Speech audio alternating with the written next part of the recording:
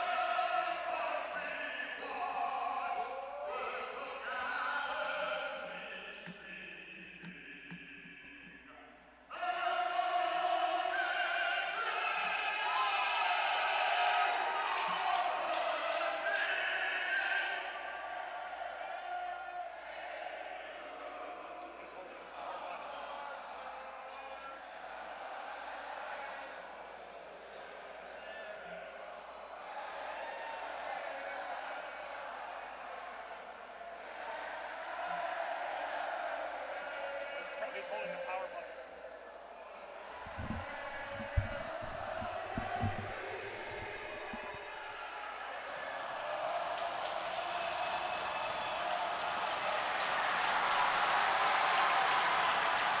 Well, looks like a little bit of a microphone malfunction, but this packed house at Oakton Ice Arena helped Jim Corneliuson there with the ending of that anthem. And honestly, Wes, we've heard that anthem at a high school game before, the North-South game on Thanksgiving Eve, also a Blackhawks rivalry series, of course, but doesn't feel any short of a Blackhawks national anthem, even if it's here in Park Ridge. Dylan, it never gets old with Jim in the building singing the national anthem. There's usually a few thousand more people in the stands, but that's nonetheless, it's still jam-packed in here, and it's loud. As Jim was coming off the ice, I could barely hear Max come behind us, scoot behind us, so it's going to be loud tonight, regardless of where the United Center here at Oakton Ice Arena in Park Ridge. One more time before we get things going. My name is Dylan Ward. The other voice, Ziz, you'll be hearing alongside mine is Wes Anderson up here in the booth doing color. Jeremy Ellis down roaming the glass, doing some sideline reporting. Of course, Max Anderson, our technical engineer tonight, and Vivian Hernandez, the camera operator from up here below Maine's goal line. Bezenjak will be the starting goalie for Maine. He has a 1.88 goals against average and a 920 save percentage. On the other side, Jack Poitamani has a 1.11 goals against average and a 944 save percentage as we get set for the face-off here at center ice. Dylan, both teams are known for their offense, but you just talked about the goalies. Great goals against and save percentage for both, so expect the goalies to show out tonight, and they can. Again, if you think that you're playing NHL 22 right now, you're not. Don't change your input. We are looking at this ice surface from straight on here tonight. This vantage point is going to be a little difficult for me and you, so everybody bear with us as this game goes on as we get everything getting to you out there. Well, Michael Fortune down the left wing side tried a backhand shot, hit the side of the net, and it's sent the other way by the Warriors. Waubonsie Mattia Warriors is their nickname for Maine. They just go by Maine. It's Maine Hockey Club, kind of like you see in some of the European soccer leagues with no nickname teams, as Waubonsie works with it in their own defensive end. They will get it all the way down. This is going to be an icing against the Warriors for our first stoppage of play of this game, 54 seconds in, and it'll be an offensive zone face-off for Maine. Dylan, you make a great point about the no nickname for Maine. They just take it as you get it. You know, they're a hard-nosed hockey team, so no need for the nickname. It's a great comment when you relate it back to the European soccer leagues with places like Manchester United and such. Hey guys, keep an eye on these face-offs here. Maine's already won the first two draws of the game. That's going to be big in this game with puck possession. Face-offs is one of those stats I always wished was available at the high school level. I'd love to see how certain guys fare at the dot, but Maine 2 for 2 to start things off as it's down here on the near side. Maine's end of the ice. A pass off the boards was handled by Gornis, but he couldn't get it out. Goes all the way back, and Magone here at the left corner lost it. Waubonsie put it behind the net. Kepke got it out. And it goes the length of the ice. Maybe Garrett Clamage got a stick on that one to avoid icing as it's now at the right circle of Waubonsie's end. They will grab it and come up ice with it into the zone. Comes Ziegler with tons of speed, pulls up and sets up his man right in front who takes a shot, and it was blocked in front by a Maine defender. That was Camfield with the drive, and then after all that, a whistle to stop play. 15:06 to go in the first period. Still scoreless in the third ever edition of the high school hockey rivalry series. Dylan, you see this top line of Altergeist and Ziegler already start getting things cooking. You see Ziegler use his speed well, come through the middle of the ice, try and make a little inside-outside move to get some space down the side lane there. As this puck goes out of play, we'll get another whistle to the left of Bezenjak. Well, these two teams right here, Maine and Waubonsie, are the top two teams in the league in the Illinois West High School League. Unbelievable records for both sides. A combined 4 losses this entire year in regular season play between these two clubs. Dylan, that's an incredible feat when you think these teams combined have played over 40 games. And, you know, we talk about the high school rivalry series, and you don't really think of a rival when they're 30 miles apart in terms of high schools. But these teams have met a lot over the last of the last 3 seasons when it comes to league championships and the state playoffs. So there's a lot of bad blood between these teams, as me and you talked about coaching staff this week. Here comes Waubonsie, left wing side, a pass to the center. Couldn't be grabbed by Callahan, and here comes Maine the other way. It's Ben Capel leading the rush over the blue line. Lost that puck, but Maine got it back. Now a centering feed right by the net, and a shot from a tough angle goes wide. Rebound, another drive was taken that time by Maine's Declan Plouse, but it went wide. Maine tries to keep it in their attacking end, but Waubonsie grabs it, and here they come through the neutral zone. Now over the blue line, Callahan pulls up, gave it to his man Cast, in on net, a pass right to the slot. Dickinson couldn't get a hold of that one. Zabrantansky dumps it the other way, but a soft dump to avoid icing. Perfect punt. Dylan, we've seen twice now where Waubonsie's really trying to force the puck towards the middle of the ice. Twice now they've had some people open, where they're making Bessenjack's life pretty difficult moving side to side in the crease, as we see down here right in front of us. Now the team in green, Waubonsie, will come into their attacking zone. Going behind the net with the puck now is Paukstis. Back to the left point, a shot comes in, a wrister was blocked by Bezenjak, just barely doesn't stay in play, goes an inch higher than the glass and off the netting for a stoppage in action. Still scoreless early in the first. Hey guys, one thing down here on the benches, you always take a look and see how the benches are operating. You take a look, you can see all the main guys, they're on their feet. Waubonsie, cool, calm, collected. They're taking seats on the bench. They've been here before. They're just playing relaxed right now, and it shows on the bench. You know, you hear that a lot from coaches really in any sport, no matter what the stakes are of this game, and being the high school rivalry series, you know, obviously one of the bigger crowds both these teams have played in front of during this season. You cannot get that message out of your head that this is just the same 2 points as you would be playing for any other night. And, you know, that sometimes humbles these players a little bit and just makes them focus on the game at hand and not trying to make some kind of crazy skill move with the cameras here, and just fighting for those 2 points as you would any other game. And both these teams know how to win that fight way more often than not this season. Waubonsie into the zone, a shot taken right after Paukstis stepped over the blue line, handled easily by Bezenjak. He'll cover it up. 13:53 left in the first period. One thing I'm keeping an eye on down here, guys, is the trailer for Waubonsie. They're really utilizing that third guy coming into the zone.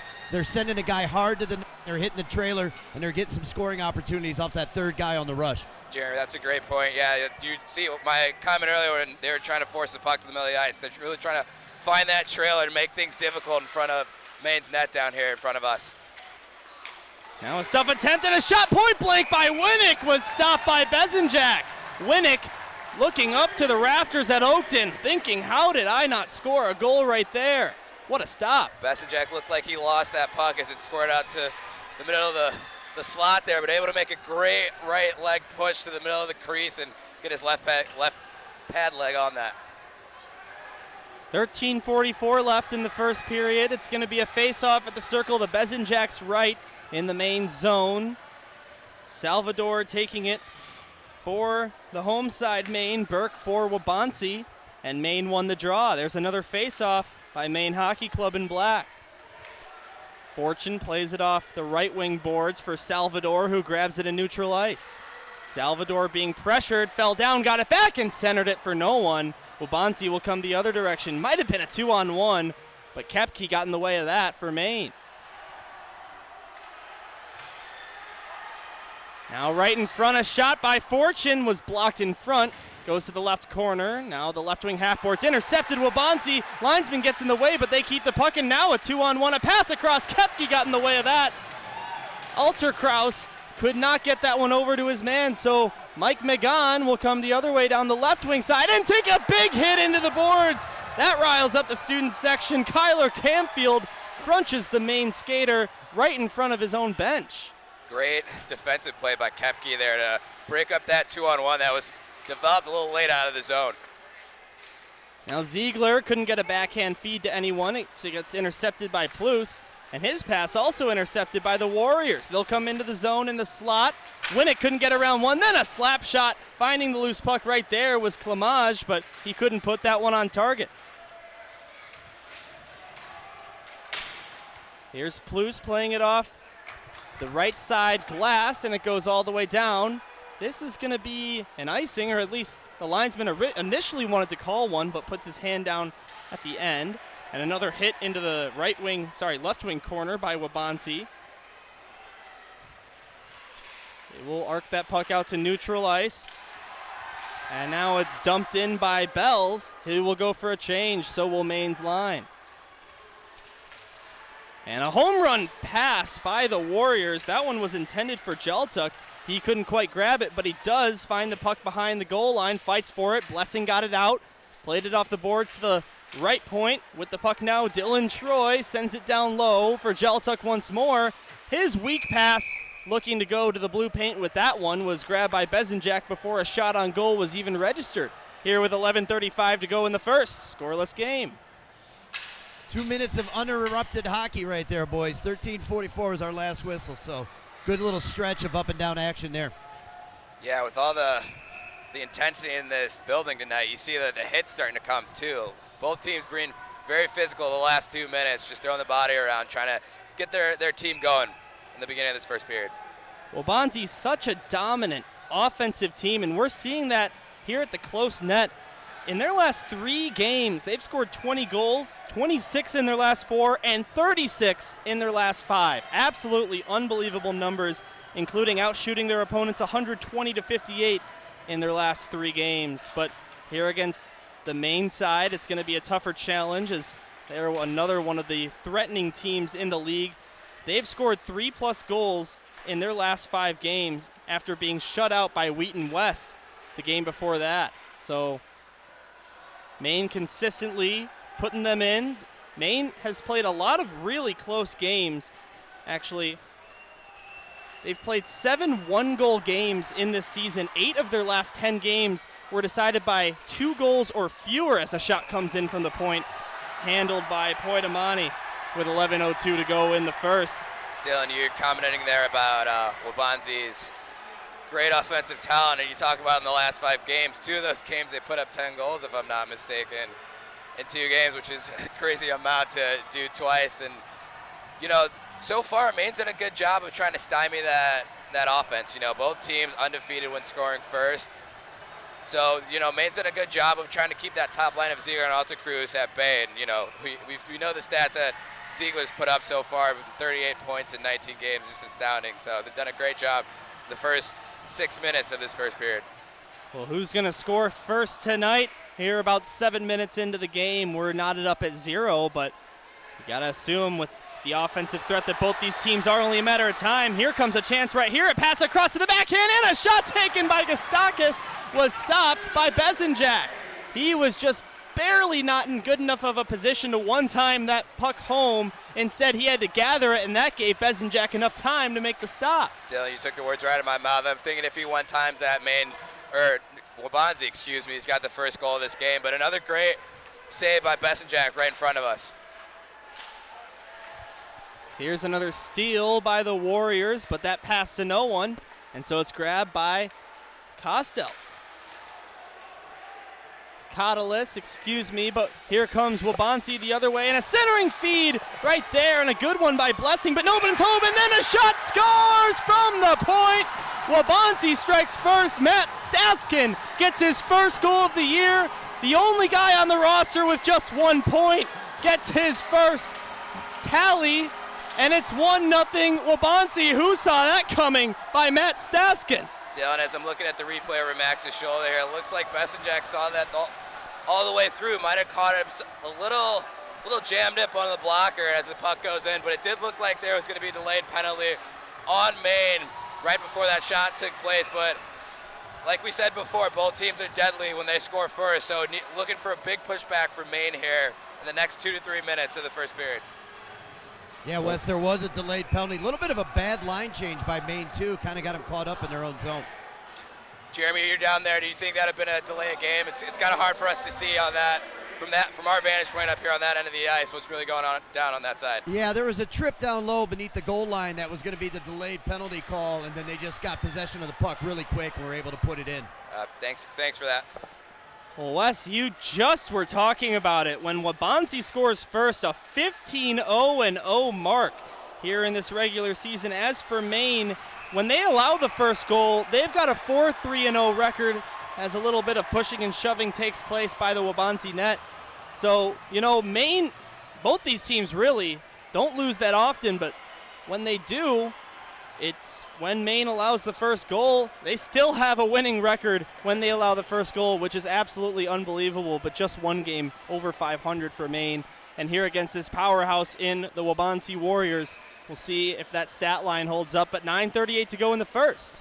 Yeah, mark of a good team is kind of how you respond after goals, and we see Maine taking this offensive draw, almost put that one in after a rebound in the back door. So, you know, even though they're down one, they're pushing and they're humming right now. So we're going to have a great game on our hands. Here's Plouffe, right point, try to wrister. It went wide of the net. So it's going to be grabbed by the Maine side. Bonto couldn't get it down low. Instead it's grabbed, and a shot was taken that hit the post off the deflection by Maine. That close to tying it up for the black team. Just barely couldn't get it past the post. Jack Panamani with a great Karate Kid type save, just barely getting his blocker as that puck scooted across the crossbar, stay out of the net. Now down low, Maine will dump it in and take possession of the puck at the right wing corner behind the net, and a centering feed, and just barely not being able to punch that one in after a couple of whacks. Oh boy, Ben Kappel was looking for his third goal of the regular season. He couldn't get it by Poitamani, who makes a big save with 8:49 to go in the first. Yeah, Dylan, as I'm looking over the replay here, it looks like I don't think Poitamani got a stick on that last shot that went over the crossbar, but you can see the Maine offense really starting to click now after that first goal. Yeah, you see him going hard to the net, too. That's 3 straight whistles where they had guys buzzing down by the net, taking some shots there. Good job by the defenseman not creeping in and taking that face-off outside the zone for Maine. Maine has scored in the first period of play 5 straight games, but they don't have a goal yet in this one. As in neutral ice, they will dump it down into the left wing corner where it's intercepted by Waubonsie's Clamage. He will try and get it out. It's dumped in again by the Maine side.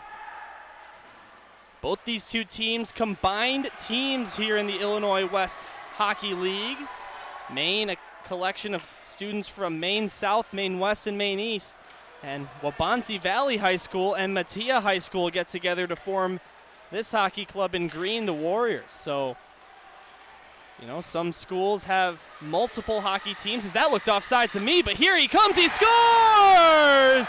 Dickinson gets the second goal of the game. He punches that one by Bezenjak's far side, and he makes it 2-0, but boy, was that close to being offsides. Dylan, yeah, I also thought that was offside, but you see Dickinson come down the left wing and just sneaks past Bezenjak's, inside Bezenjak's right arm as the Warriors go up 2-0 here with 8 minutes left in the first. But up until then, as we talked about, Maine had a lot of sustained pressure for about 2 minutes in Waubonsie's defensive zone, and Jack Panamani, 2 great saves to keep his team still up 1-0. And you know what they say is a great save always leads to a goal, as we see there again for Waubonsie.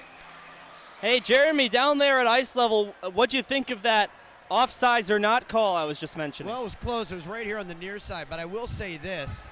Maine has got to be better at keeping all 3 forwards down low there. That led to that home run pass the other way. Quick transition by Waubonsie with all 3 forwards down low. They're going to odd man rush the heck out of this Maine team all game long. That's exactly what they did there. A nice 60-foot pass right through the neutral zone with speed. Yeah, Jeremy, that's the 3rd time that we've seen that 2-on-1 before Maine was able to break it up. And, you know, as the game continues on, and, you know, you're a coach, you can't give up too many odd man opportunities. Those usually end up in the back of your net. Like yeah, with a team this good especially.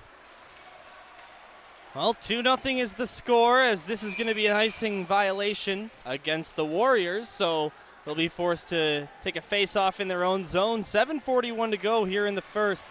It's 2-0 in favor of the visiting Waubonsie Matei Valley Warriors.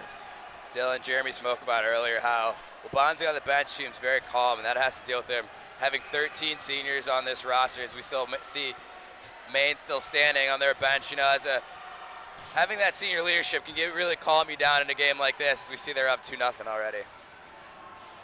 Here comes a right dot face-off. Puck is dropped, and Maine won the draw. Goes down into the left wing corner where it's grabbed by Maine's Matt Bonto. He gets it over to the right side, but gets intercepted by Waubonsie, and here they come through neutral ice. Trying to get around Weber right there was Edwards, but he could not, and so it's sent back out into the neutral zone. Bonto will dump it in right wing side, chasing after that puck. And getting hit a little bit into the boards was Maine. And you know, with these student sections and as big of a rival as these two teams are, as that deflected puck goes on net and is gloved by Poitamani, you got to think that the physical intensity will start amping up a little bit. Of course, the one penalty in the game was negated by a goal, so neither special teams have had an opportunity to hit the ice. Dylan, we saw, I would say about 4 minutes in, the physicality really picked up for about 2-3 minutes, and since then, until now, there hasn't really been that many hits, especially with the 2 goals. But like you said, with a lot of intensity, a lot of people in the stands, how loud it is, you'd expect it to start ramping up a little bit more as we get towards the second half of this first period. Hey guys, I'm starting to see Mravsa starting to match up lines. This Bells line was just out there about 40 seconds ago. He used that last change to get him back out against this Waubonsie line. Here's a left circle shot taken by Nick Gornis, and it wouldn't go. Puck squirts out of the zone, and Maine's going to have to set up again. You know, Waubonsie Valley, although leading this game 2-0, just, you know, a little bit over 10 minutes into the contest, it really feels like it's been Maine winning the possession game so far. Dylan, yeah, Jack Poitamani has really kept his team up 2 goals. He's made about 3 or 4 saves in the last 4 or 5 minutes that could easily have been in the back of the net. As you see, he's getting some stick taps from his defense before this defensive zone faceoff. Packed house here in Park Ridge at Oakton Ice Arena for this high school rivalry game presented by the Chicago Blackhawks. Hope you found us okay here on YouTube. On the SHL Network is right in front. Maine scores. A nice pass was made right to the slot. Poking that one in was the Maine guy waiting at the blue paint. Believe credit for that goal is going to go to Matt Bonto as he skates to the bench and leads the charge. It's 2-1 in favor of Waubonsie. That just shows you how crucial offensive zone face-off is. Looks like Maine won it back to the point. Shot got deflected on the way to Poitamani, and then the rebound as Ryan Bells cleans it up and gets the first goal for the Maine hockey team. Sorry, everybody. Make that Sal Bells with credit for the goal, his 7th on the campaign, and he cuts the Warriors' lead in half just like that. Lots of goals here to start this first.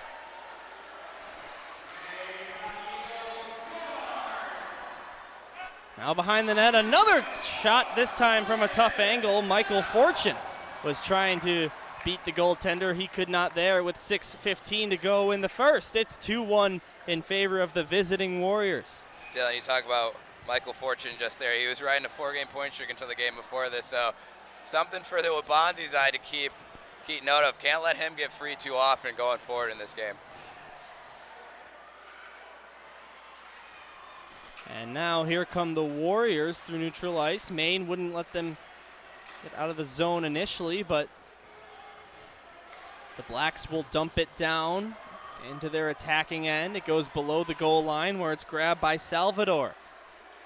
Jacob Salvador looking to hit double figures in points this season. Next time he gets credit for one, sitting at 9.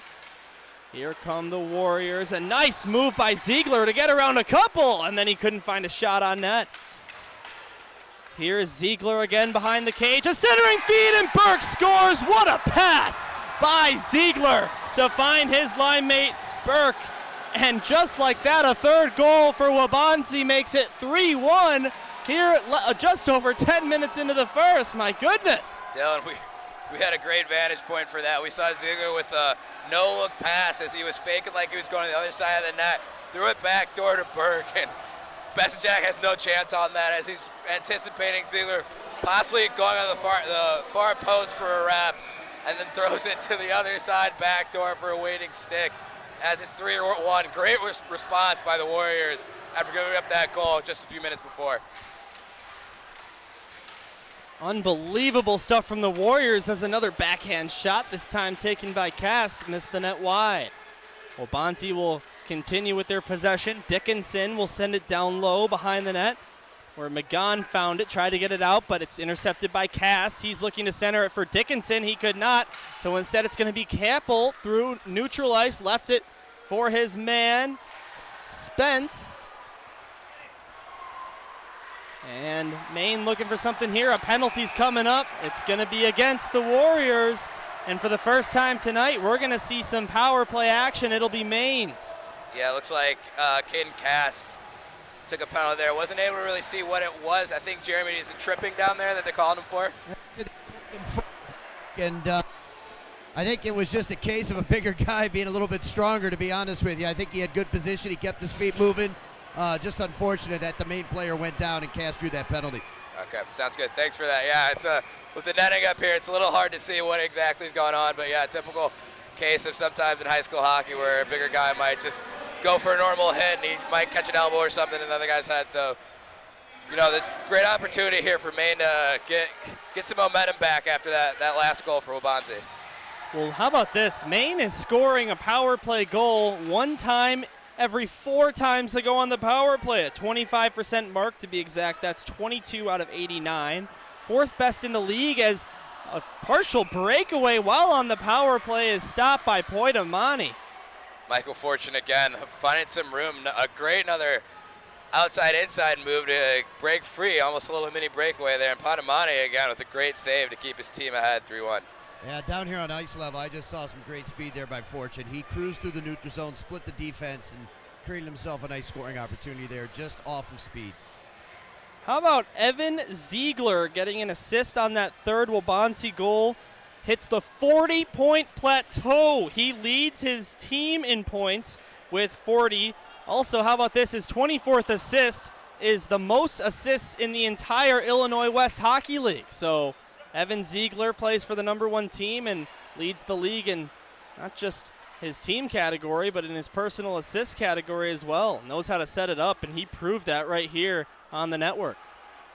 Maine with 1:12 left in their power play. A point shot by Blues. He scores! And the 5th goal of the first period, just 12 minutes in, makes it 3-2. Wow, what a barn burner we've got early. Poitamani got completely lost in his crease. It looks like he thought the puck was to his right. As we see that goal just go cruise straight through. No idea where the puck was, and number 19, Declan Plus, gets his team right back in it with 4 minutes left in this first period. We got a 1-goal game. Guys, I'm not sure what the netminder saw there. He was way out of his crease with his arms up. I don't know if he thought he heard a whistle or if the net was off or what, but he was totally shaken and confused down there inside the crease. It was not prepared for that shot whatsoever. We see the captain, Waubonsie, go give him some stick taps. You can tell his goaltender is a little lost out there, and especially with a crowd like this, he just settle down just a little bit. They're going to need him the rest of the way, even though he's made some great saves so far. Declan Plus leads his team at the defensive position in goal scoring and points. That's his 9th goal of the year and 17th point overall in the regular season here in the Illinois West Hockey League. Dylan, you make a great point right on that power play. How deadly they can be, and about 1 minute in, they notch it to get their team right back in it. And we've got, like you said, a barn burner, something that we expected from these teams where they can put the puck in the net. Both average over 4 goals a game. So, you know, both goaltenders, even though they've given up some early goals, their team's going to need them down the stretch. Hope you guys bet this one. .32 to go in the first period. I like that. 3-2, channeling my inner Pat Foley here on the Blackhawks Rivalry Series. Hopefully that makes me Eddie O, so I'll take that as a compliment. There you go. Here's a pass right in front and another goal. My gosh, Jacob Salvador gets his 4th of the year. And it's all tied up at 3 with still over 3 minutes to play in the first. Still, these goals are coming quicker than we can even we can even comment on it. We were talking about earlier, Waubonsie had 2 or 3 2-on-1s, and they're talking about how deadly that can lead to the back of the net. And then on the flip side, Maine, their top lineup of Matheson and Fortune, able to get some space, get some free time and pop in that odd man opportunity.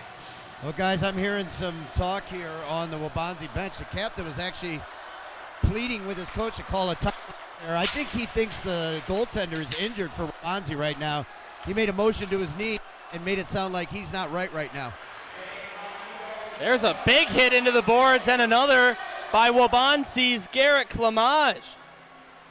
Jeremy, something to keep an eye out then. Yeah, usually if your goalie's not too well, it's always good to pull him if there's injury. You don't want anything like that to lead another team scoring a goal. And what a rush right there by Callahan. Ryan Callahan out-muscled 3 or 4 Maine defenders and then couldn't get that pass over to his man. So Waubonsie Mattia have had 2 different 2-goal leads in this one, a 2-0 mark and a 3-1 mark. And all of that has been nullified by Maine, and we're all back to square. Besenjak sets it up behind the net for his man Magan. Now Bells left it for Muneo. Muneo skates into the zone, right wing side, dumped the puck down low.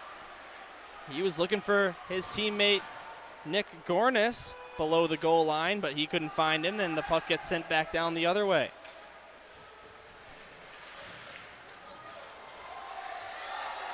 Here's Maine trying to come up ice with it, but that puck in neutral ice was intercepted by Jaltuk. Jaltuk plays it back into his team's half of the neutral zone, then it gets dumped in again. Sal Bells, who has a goal tonight, got it out, and then Waubonsie's Jaltuk brought it into the zone. It gets flagged off sides. He doesn't like the call, but actually they ruled that a hand pass. Gotcha. I thought it was questionable too. It looked like the puck was resting right there on the line, but the official signaled a hand pass. I think the defenseman gloved it down and it went right to him, and he kept it in the zone. Thanks, Jeremy, for that. It's always good to have somebody down there at ice level to see those things that sometimes we don't always catch up here in the broadcast booth. Jeremy Ellis making his SHL Network debut. So happy you've joined us here for the 3rd ever Rivalry Series. Good times. Great game so far. Part of the New Trier Gray coaching staff is Jeremy Ellis, so he's seen his fair share of high school hockey over the years. Yeah, I'm taking some notes down here. Things to work on with my boy. Little scouting report for maybe somebody you might see later in the season in state or something like that. But you never know. Dylan, we thought we'd have a high-scoring game, and we thought, it might be 4-3 or 5-4. I don't think we thought it'd be 3-3 with a minute 30 left in the first period. Well, still the potential for more goals to come with a minute and a half to go. Maine won that face-off, but it was Waubonsie grabbing the puck. Now Plus intercepts. Plus also with a power play goal tonight. By the way, that's his 2nd goal on the man advantage for the Maine side this season.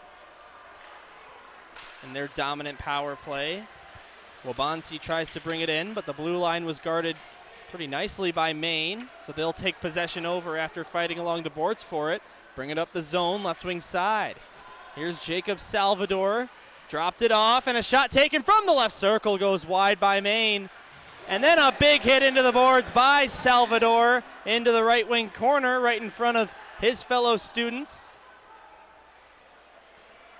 Goes to the left corner. Waubonsie takes possession over through neutral ice. Now right in front of the Warrior bench. Gets dumped down low. Maine's going to take possession over. Costigan got it out. That touched Fortune's leg as he was stepping off the ice. Usually you see a penalty called for too many men there, but the referee decides not to make that call. Meanwhile, Waubonsie is offsides with just a little bit over 30 seconds to go in the first. Dylan, you talk about that potential too many men. You see me in the booth here put my hand up thinking that could have been a penalty too, but we go back to that last sequence, and I feel like that's the best we've seen Maine handle that top line of Altacross, Burke, and and Ziegler, excuse me. Sorry, as I look at my notes here. But something to take notes on if you're the Maine coaching staff. That was the first good shift they've had against that top line. So maybe a matchup going forward, as we heard Jeremy talk about down low, of the Maine coaching staff trying to match up with that deadly top line of Waubonsie. 17 seconds left in the first. Are we going to see another first period tally? Here comes a shot by Maine at the left point, taken by Magon, but it missed the net. Now with 9, here comes Waubonsie through neutral ice, but a misplay there by the line mates results in Maine getting a last-second chance. Stopped by the pad of Poitamani, and you hear the horn after the first period. Each team with 3 here in the Blackhawks Rivalry Series. High school hockey action here from Park Ridge. Dylan Ward, Wes Anderson, and Jeremy Ellis behind the mics. Max Anderson, the technical engineer, and Vivian Hernandez on camera. So glad you joined us here on YouTube for the second of 5 Rivalry Series this season. So, boys, what did you all think of the first? Something that's not very typical of a team like Waubonsie. You even made a mention of it earlier, because giving up a 2-goal lead twice. Usually you think after the first one they'd buckle down, try and get a little more defensive, but Maine, a great pushback, not scared of this great offense in Waubonsie so far. And going forward, staying out of the box is, I think, the key to Maine winning this game, and they've done a great job of that so far. We saw Maine's power play snap it around pretty well and get that 1 goal to get this game tied. Yeah, Jeremy Downbro, the Waubonsie coach, he's talking about keeping pucks out of the middle in his defensive zone. He wants to keep things around the perimeter. He's pleading for his guys, get in front of some shots at the points, clear traffic in front. He wants to make sure his goaltender can see those shots coming from the center of the rink. Yeah, a smaller goalie like the Waubonsie goalie here, that's got to be paramount to keep that traffic out of his way so he can see the pucks coming through. So we get set for the second period. We're going to switch ends. Now it's going to be Maine shooting at the near net and Waubonsie on the far net from our perspective. Student sections to our right, also the other fans here at the rink. Not just that, though. There's tons of fans here at the rink, not just in the bleachers. You see people surrounding the glass on both ends of the ice and right near the benches for each of these two sides. The Blackhawks Rivalry Series certainly attracts a pretty big fan base. We saw that in the first 2 as well. Yeah, Spencer Montgomery and his boys do a good job on that. I got to say, I've done this game before as an official a couple years ago in league playoffs, and there was nowhere near this type of crowd. So awesome to see, great environment. Love to see high school hockey get the recognition that it deserves. Tell you what, all these games that I've been to across the state this year for high school games, especially these big rivalries, the ones not on TV as well, love to see the student support. A lot of guys coming out and supporting their classmates. Really great for high school hockey this season. All right, so here comes the center ice face-off. Waubonsie, Mattia, and Maine Hockey Club getting ready for the second period after a first period that saw 6 goals and left us tied at 3. Maine takes the face-off, and we're underway in the second of 3 periods here tonight. Here's Dylan Troy. He lost that puck, and a Maine shot comes in. It was stopped by Poitamani. And here's Zabrantansky. He gets tripped up by Paukstis. No penalty's going to be called. Kappel lost it.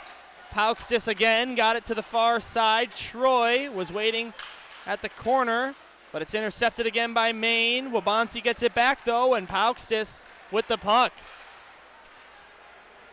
Over to the far side, it's Edwards coming in on net. His shot wouldn't go, and so here comes Maine the other direction through neutral ice. Zabrantansky in the neutral zone will play it back. And it's intercepted, pickpocketed, and here comes Maine into the zone. A tough angle shot taken by Kappel, hit the side of the net.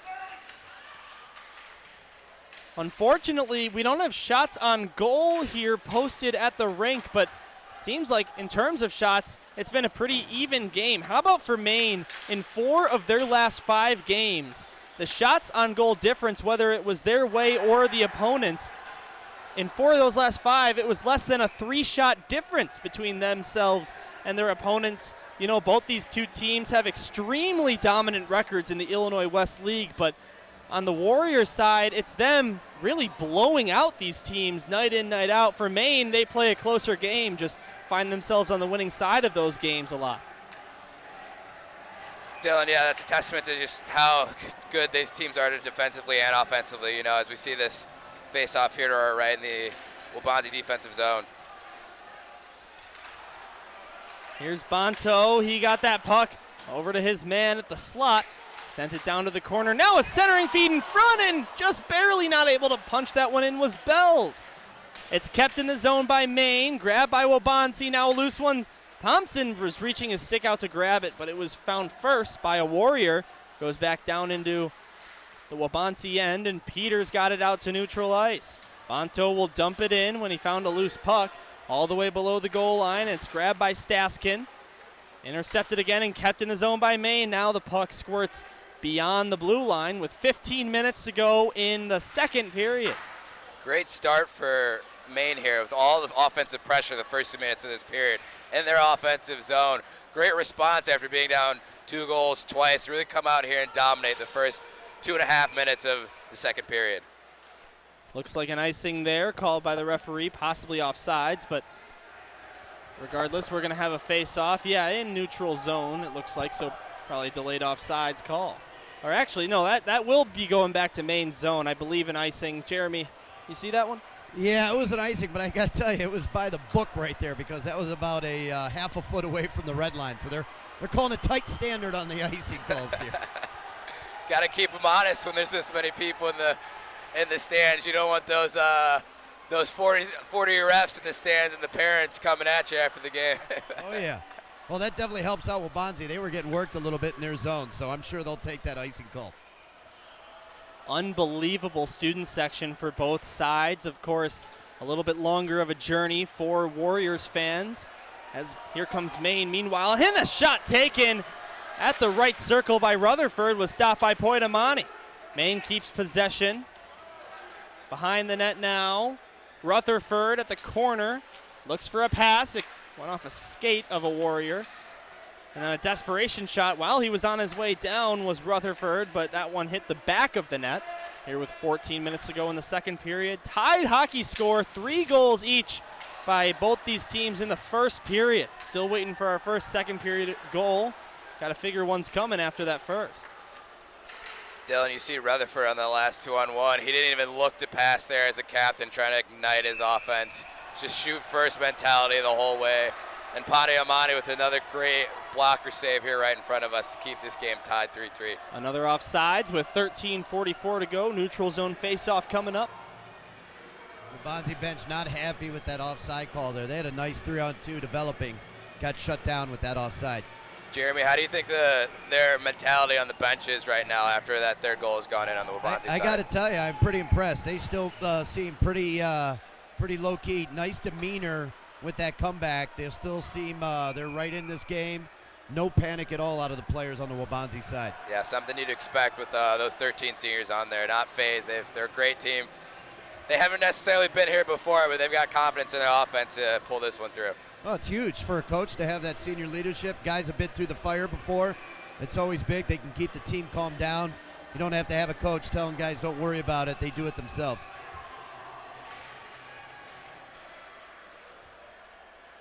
So Waubonsie, who has gone 12 straight games with at least 5 goals, seems to be on their way to make that 13 straight as another stoppage of play here at the High School Hockey Rivalry Series presented by the Chicago Blackhawks. So glad you're joining us if you couldn't be here at the rink tonight on YouTube. Dylan, you talk about that pace of more than 5 goals in a game, and I'd say a little bit halfway through the first period, we thought there was going to be 5 goals in the first, but, you know, this Maine team's done a really good job of settling that offense down, and their goalie has really stepped up and made some great saves when he's had to. You know, sometimes when you're a team that's so dominant in a certain league, and this doesn't just apply to hockey, but all sports, when you are one of those powerhouse teams and, you know, you're playing these sort of weaker teams night in, night out, sometimes it comes as a bit of a culture shock when you face a team that's as good as you here in the Illinois West Division of the Illinois Hockey League. Dylan, that's a great call. Something that comes to mind when you think of that is the World Junior Championships from last year, with Canada never surrendering their lead in any of the games until they faced the U.S. in the finals, and they went down 1-0 and they had no response. But so you'd expect that Waubonsie to be able to find their feet, and they look like they have so far after those first couple of minutes of the second period, with Maine really attacking. Waubonsie seem like they've settled down. They've really found their game in the last 2 minutes. This is the first non-SHL or CCHL game broadcasted by this network. Of course, the first Blackhawks rivalry series was a CCHL regular season game. Second one was an SHL regular season game, and now we get a look at Illinois West as Maine will dump that one down low. It'll be an icing against the Blacks, and they will go back into their own defensive zone for a face-off. 11:38 to go in the second period. Knotted up at 3. Keep an eye on this draw real quick, boys. They ran a set play for Winnick the last time on the draw. Let's see. It's a different line out there now. They're trying to tie up right off the draw and have those wingers come in and pick up the loose change, send the puck right to the net. Only one penalty, well, really only one special team situation, as Jeremy, you pointed out with that sharp eye. There was a delayed call on that first Waubonsie goal, but a little bit surprising here by these two rivals that there hasn't been more yet. Both these teams pretty disciplined when it comes to penalties, and well, there's the broadcaster's curse. A penalty has just been called against Maine as they touch up, and now for the first time tonight, we'll get a look at the Warriors' power play. And Dylan, I was thinking the same thing as we get a second look on that. Looks like, can't really tell who it is, but the Maine player took a few Capel took a few, thank you, Jeremy, a few extra steps after that. I think that might be boarding for Maine there. But yeah, first power play opportunity for Waubonsie. They're clicking at 40%. You know, Coach Greg Morvska has definitely talked to his team about how deadly they can be, and that their assignments on the PK have to be pretty crisp here. You just said it, Wes, a 40% power play mark, and there's a goal right there. Waubonsie. It only took them 6 seconds on the power play, getting the goal, Ziegler, and it's 4-3. My goodness. No surprise at Ziegler there. Maybe another set face-off play for Waubonsie as we see them switch right before the pucks drop. Maybe our replay is lagging just a little bit as we can see who got that goal. Not sure what happened. Max is not the whiz like we have Jimmy, so we're sorry for that. But Ziegler, not surprised, another power play goal for him. Jeremy, you probably had a pretty good view. Walk us through that goal. Yeah, well, I tell you what, it was right off the draw, and they got it over to the backdoor side, and the goaltender was scrambling there, and he just did not have a good look at it. There's a Maine goal. Rutherford ties it up about 5 seconds later, and it's 4-4. Dylan, I don't think Jack Quatamani was expecting an odd man break that quick. You can see as he's taking his helmet off, he's a little upset that he didn't get that goal. But Rutherford, I said before on that 2-on-1 that he was thinking shoot first the whole time, and he just missed on that 2-on-1 high blocker, but this time he didn't miss his spot. He goes high blocker on Potamani and notches this thing up right away, 4-4. Yeah, that one developed quick right off the draw. I was just going to mention how much of a killer that could have been with a bad penalty and getting a quick goal, and they responded right away. So much for that theory. So we're right back to where we were, tied up, this time at 4 goals apiece. 3 goals for each team in the first period, and 1 for each so far in the second period, with still lots of time to play. We're just coming up on 6 minutes gone in the second of 3 periods. As that puck is dumped down into the Waubonsie end, it's going to be an icing. Rutherford, who just scored a goal, does not like that call. He puts his arms up, but that's a non-reviewable play, just like any play in high school hockey, so we go back to main zone. Jeremy? Yeah, it was a right call. It was a right call. It was up over his head. It was about 5 feet in front of the red line there, so good call by the Stripes. Jeremy, you were saying that before. I I thought that might have been a little close, but it's. They've called a couple close icings, Wes, but that one was a little more egregious, about 7 feet in front of the red line there. I like it, though. Tight stand. Guys, get the red line before they dump the puck in. Don't let them get lazy at all with the puck. Yep. So now 11 seconds to go in the second period of play. 11 minutes, excuse me, as that puck is sent down low, but Camfield was right there to prevent Poitamani from even needing to make a stop. Would have been an easier save for the Warrior goaltender. As Clamage played it off the boards from below the goal line. It gets sent down low again. And the Warriors looking to bring this puck out of the zone. Finally, Ryan Callahan does. He comes over the blue line, tries to get around one of the main defenders. That was McGon. He could not. Here's another shot tipped on its way. What a nice looking deflection even from back here by Matt Dickinson, but he couldn't get that one low enough. It just went over the crossbar. Here's another shot taken by the Warriors, and a save is made by Bezenjak. 10-10 to go in the second. It's a 4-4 score in Park Ridge. Dylan, it looked like Matthew Edwards. It's kind of hard to see the numbers through the screen up here. It looked like it was Edwards who found himself alone in the slot there, and another great glove save by Bezenjak that last play. Yeah, he had some room to shoot. I had a great view of this, his look down here. He had some room to shoot. There was some room on the short side on the blocker. He tried to go glove side. Nice reaction there by the Tendy. So Maine playing in another close game, as they will have a defensive zone draw at the circle to the goaltender's right.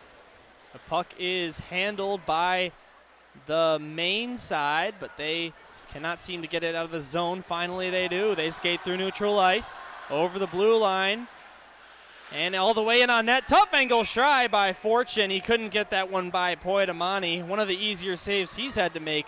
Now less than 10 minutes to go in the second period. Dylan, yeah, we're going to take another look at that fourth goal that Waubonsie was able to score in the power play. We see here that off the face-off, Ziegler's able to get that puck on goal, and then pick up his own rebound and throw that high glove and get his team ahead there, only for a little bit, 4-3, until we saw Rutherford with a great comeback, little inside-outside move. So that his shot, high blocker on Poitamani in front of us. So two crafty goals scored in a little different ways, with Ziegler getting his own rebound and going to the net hard, and Rutherford making a great move and another just great shot. Hey guys, one thing to keep an eye on real quick, the coaching staff of Waubonsie pleading for the defensemen to step up at the blue line. They're giving them way too much space, easy entry into the zone for Maine so far in this hockey game. They got to step it up.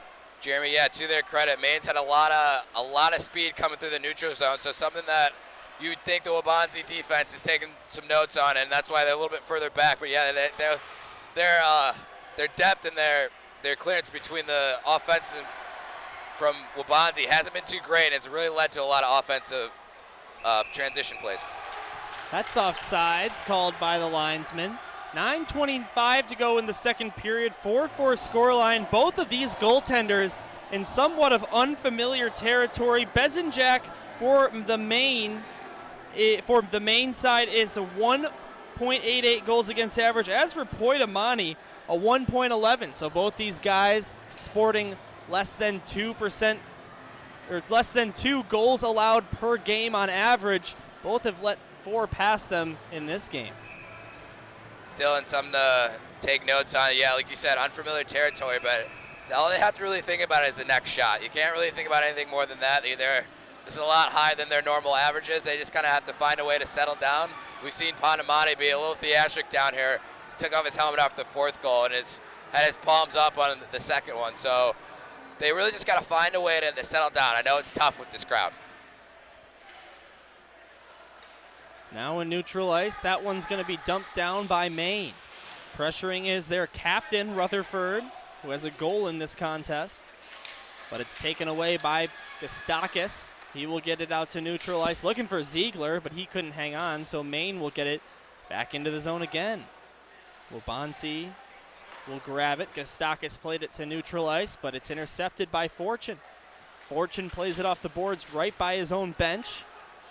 And a loose puck is grabbed by Salvador. He tried to set up one of his teammates in front, but there was nobody home.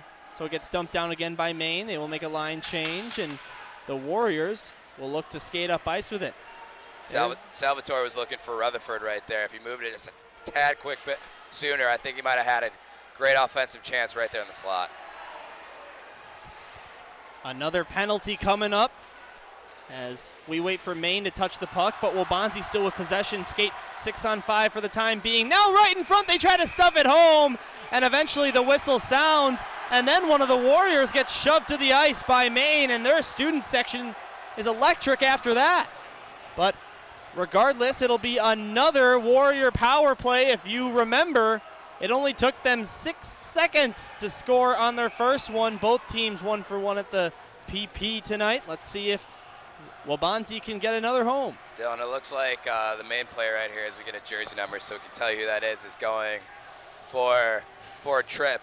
Mineo is over here. I'm not sure if he's going in the box or not. They walked him over here, but he just stepped in. Yeah, it's Mineo. But I'll tell you what, they had to be careful there. They had that delayed penalty. They could have easily picked up a second and been down 4 minutes with that shot right in front of the net to the face of the Warrior player.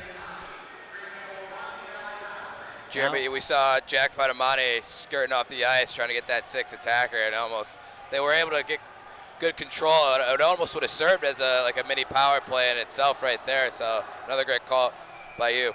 Well, we spoke with both head coaches of either side earlier this week. One thing we gathered from Jeremy Dombro is that his team doesn't take very many penalties at all, as they've taken 1 so far in this game, and they're going to have a power play advantage. Again, we were just talking about it, 40%, probably 41 after that first PPG. Let's see if they can keep that number climbing. But in the amount of time it took them to score, here comes Maine shorthanded on a breakaway, in on goal, lost the puck. Rutherford couldn't hang on. Maybe Kostakis was partially responsible for that, getting a stick in there, but Maine, who has so many shorthanded goals this season, actually 6 shorthanded goals, is second best in the league. Couldn't find one right there. Great back check by Kostakis to catch up to Rutherford, who is all but gone on that. And that's, you talk about 13 seniors again. That's really dedicating yourself to making sure you're not giving up. Yeah, he did get the stick lift in on that one, boys. There's another steal. Rutherford lost the puck again. And here comes Ziegler. Ziegler with a pass over to the far side. Skating with the puck into the zone was Dickinson. He dumped it down low, but it goes into the glove of the goaltender Bezinjak, and we'll get a stoppage of play. 1:04 to go in the Warrior power play. 7:23 to go in the second period. Knotted up at 4 goals apiece. As we see Rutherford finally get to the bench, he was all over the ice just now, down and back twice, and almost had 2 different breakaways. So he's really a honey badger on the PK for the Maine team. So Maine with a couple of shorthanded opportunities on what's such a great man advantage for the Warriors. They will clear it out again, and Dylan Troy gets it, pocket picked, and another shot taken by Maine. Believe Poitamani got a piece of that. Here's Bells again, pressuring shorthanded, but Burke will intercept. Burke will get it to Troy in the slot over the blue line, now through neutral ice. Dylan Troy with a pass over to the right side, found his man. Clamage enters the zone. A loose puck. Maine tried to get it out, but it's kept in at the left wing half boards from our vantage point. It's always tricky when it's the opposite, Dylan. I was thinking the same thing. But we see Padamani right there after that shot hit him, is looking behind him. So you can tell he's fighting it just a tad bit. We talked about earlier how these goalies are a little bit above their average in terms of goals against. And you can definitely tell the nerves might be getting to Padamani just a little bit here in this game. Out of the box comes Muneo, and we're back to 5-on-5 play. For the first time in this game, a power play is unsuccessful. And now Maine scores! Plus with his second of the night. Gets it by Poitamani. And it's 5-4 for the home side, Maine. That's Double-figure goals for Declan Plust. He just scored his 10th of the campaign. Dylan, we see Plust change for Manow and then, or not Manow, but able to use the defender as a screen almost as he cuts across the crease and throws that puck back to the weak side and beats Padamani again on the blocker. That's the second time in this period that we've seen Padamani get beat to the blocker side. So the Maine offense have definitely taken some notes on where to beat him in this period. Guys, I might be dating myself playing NHL 94 on the Sega, but that was the goal. That was how you did it. You go one way, shoot it back to the opposite side. That's exactly what he did there against the grain. Get the goalie moving, shoot it to the back door. Nice job there to put it home. You're not dating yourself too much. I wasn't old enough to play 94, but I was able to get 02, 03, and yeah, that was definitely the way to do it. You make a little inside-outside move at the hash, at the top of the circles, excuse me, and then you cut across the crease and throw the puck back far side. So guaranteed tally. Oh, Guaranteed. always. Something that obviously, as we see on that last goal, is something that's still very useful in today's game.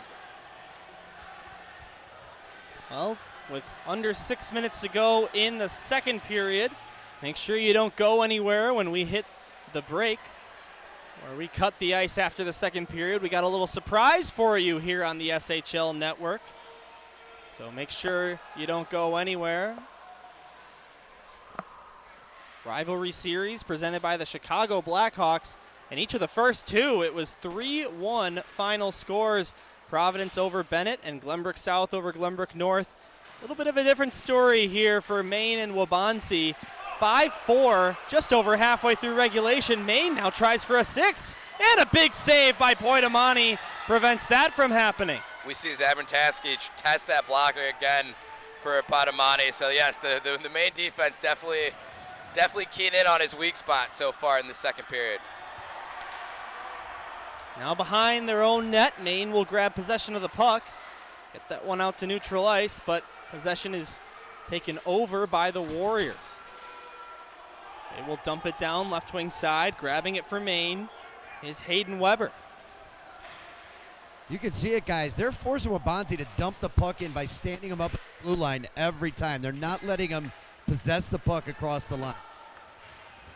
Always great to have Jeremy Ellis down in between the benches as a scramble in front of the net results in the puck going all the way down for icing. Was just saying, Jeremy Ellis, who is a coach at the high school level, maybe sees some of those things in a different way than we even do up here on the broadcast booth, and certainly a different way than some of the fans here at this rink. So it's great to have someone who is a coach and former player in Wes Anderson. I actually have zero hockey experience myself besides the broadcasting world. Don't know how to skate. Always fall down 5 times a minute. So don't know how to skate. I didn't know that. We're gonna have to. Me and Jeremy are gonna have to get you out there after this game, dude. Wes, sign him up. Couple power skating classes.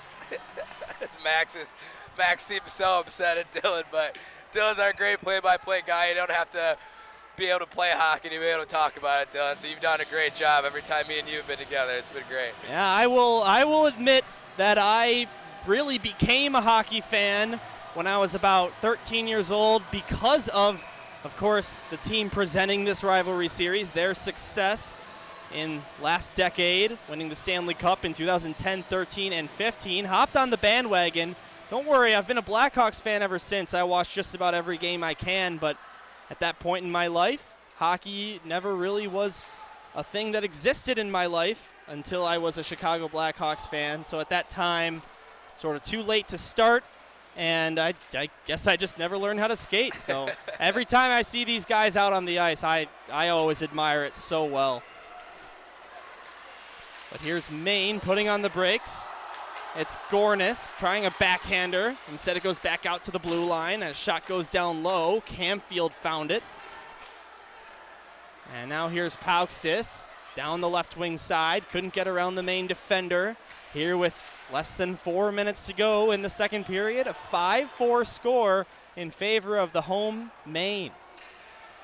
Dylan, we've seen the Maine defense really activating the offensive zone, keeping pucks in. I know Jeremy touched on it, how they've been maintaining pretty good gap with Waubonsie offense.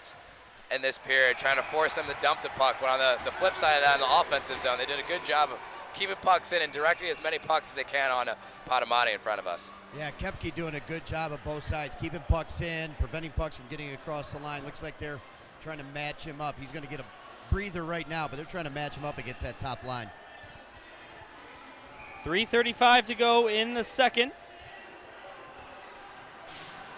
As we wind down before the second period is over, again, a little surprise coming.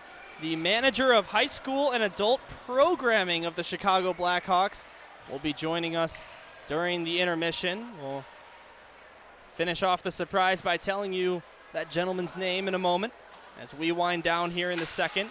A full intermission coming up in between the second and third period, unlike the first and second where you just take a brief break. So Waubonsie will dump that one down low. And this has just been such a close game all throughout, not just on the scoreboard, but I mean with my own eyes, this has been one of the closer high school rivalry series. A couple of close matchups in the first two, but really it was the winning team that seemed more dominant throughout those games, as that is going to be an icing call by the linesman against Maine, and they'll have to defend a face-off back in their own end. 2:46 to go in the second period, 5-4 Maine. Dylan, you talk about those two other rivalry games with Bynum and Providence, and then the one me and Max did with GBS and GBN. Those are a little bit tighter games and both 3-1 scores, but these are both, I mean, this game's been close in its own right, you know, with two two-goal leads for Waubonsie getting eclipsed in the first period, and then Maine really pushing the pace throughout the beginning of the second. And we've got a 5-4 game as we wind down this second period. One thing that's interesting about the setup here at Oakton Ice Arena is usually you see the student section and the fans in general on the same side as their respective team's bench. But the way they have it set up here is that Maine students are set up by the goal that their team will shoot at twice. And of course the same thing on the Warriors side, which honestly I always thought was the cooler thing to do. I'd rather see my team shoot the puck at the goal I'm staring at in the first and third rather than just the second. I understand it's sort of more, you know, traditional to be on your team's bench side, but I honestly thought this is the better way to do it. Now a stoppage of play with 1:56. It's going to be a penalty on Waubonsie on a huge hit at the middle of the rink. Yeah, they're calling interference on that. Number 81. Yes. Jacob Gustasis. Yeah, it looked like he hit him before he hit the Maine player before he touched the puck. So I think that's kind of a classic interference. But like you commented, that was a huge hit trying to get his team going here in the second. So now that's one of those new standards, guys. Sorry to interrupt you there, but no. They're trying to really lock it down with a guy that's unprotected at the center. Even if he touches the puck back in the old days, they would let that one go. But unprotected player, not seeing that hit, they're going to start calling that. That's one of the new tighter standards from USA Hockey. That's why we have a coach down there who knows the ins and outs and all the rules. So, Jeremy, thank you for that. Wes, you never got one of those penalties, did you? I mean, I was a goalie, so I don't know. Oh, okay. Unless I was roaming out where I shouldn't have been. I usually didn't get too many. So here's the Maine power play, which is 1 for 1 so far. By the way, we were talking about it earlier. Waubonsie does not take a lot of penalties at all. As a matter of fact, their 156 penalty minutes as a whole in their team is the second fewest in the Illinois West Hockey League, which houses 13 teams. They only find themselves shorthanded 2.53 times per game, which is the lowest mark in the league, or best if you want to look at it that way, the fewest amount of minutes. We were talking with head coach Jeremy Donbrow earlier this week, and he really puts an emphasis on his team not taking a lot of penalties, as a wraparound try by the Warriors would not go. When they play those smaller games, they do 3-on-3 at practice, and whenever one of the guys gets a quote-unquote penalty, he forces them to skate all the way down to the opposite side of the rink and back, so that the penalized team in that scrimmage is forced to be shorthanded. So kind of an interesting thing that I gathered, as Clemage will try and get that one out of the zone. just barely stays in bounds. Now 30 seconds to go before the second period's over. There's a 4-second difference in the power play and game clock here in the second. Again, stay tuned. We've got a great interview coming up in the second intermission.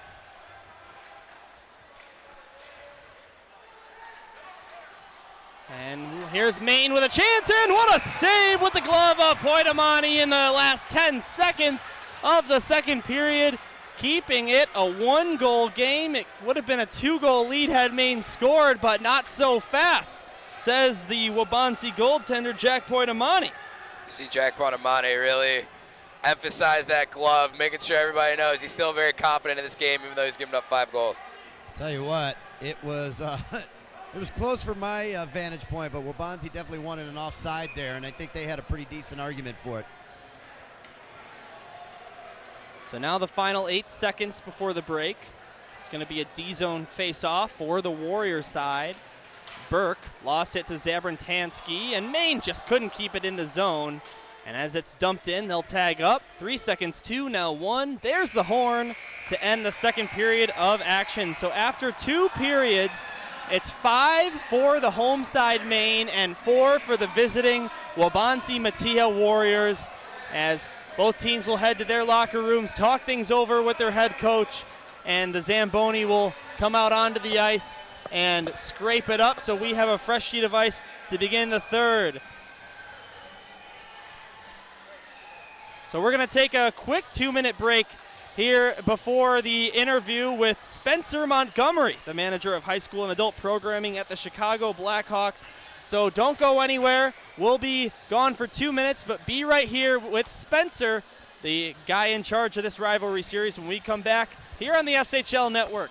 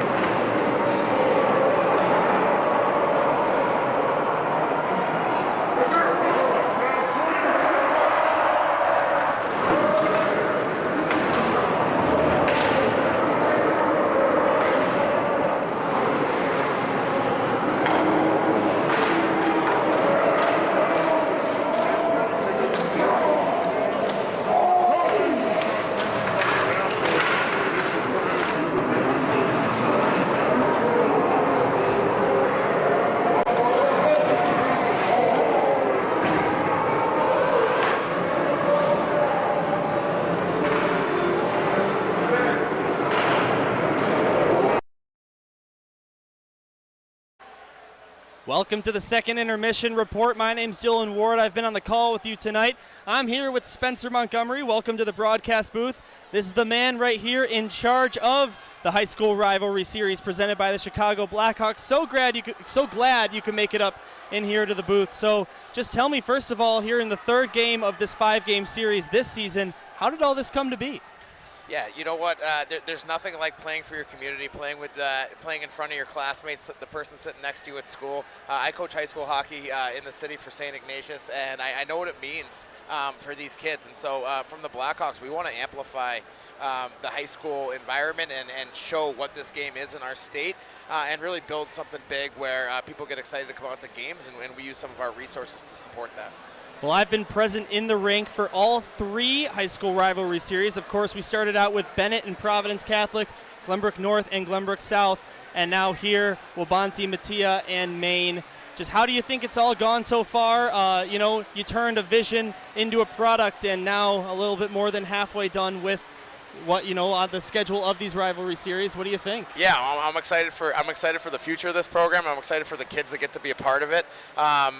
Like I said before, there's just nothing that gets the heart rate going like playing in front of classmates and friends, and having an environment where people are pounding on the glass and Jim Cornelisson's singing the anthem, and this is what high school hockey is all about, and ultimately we want kids to want to play for their high school.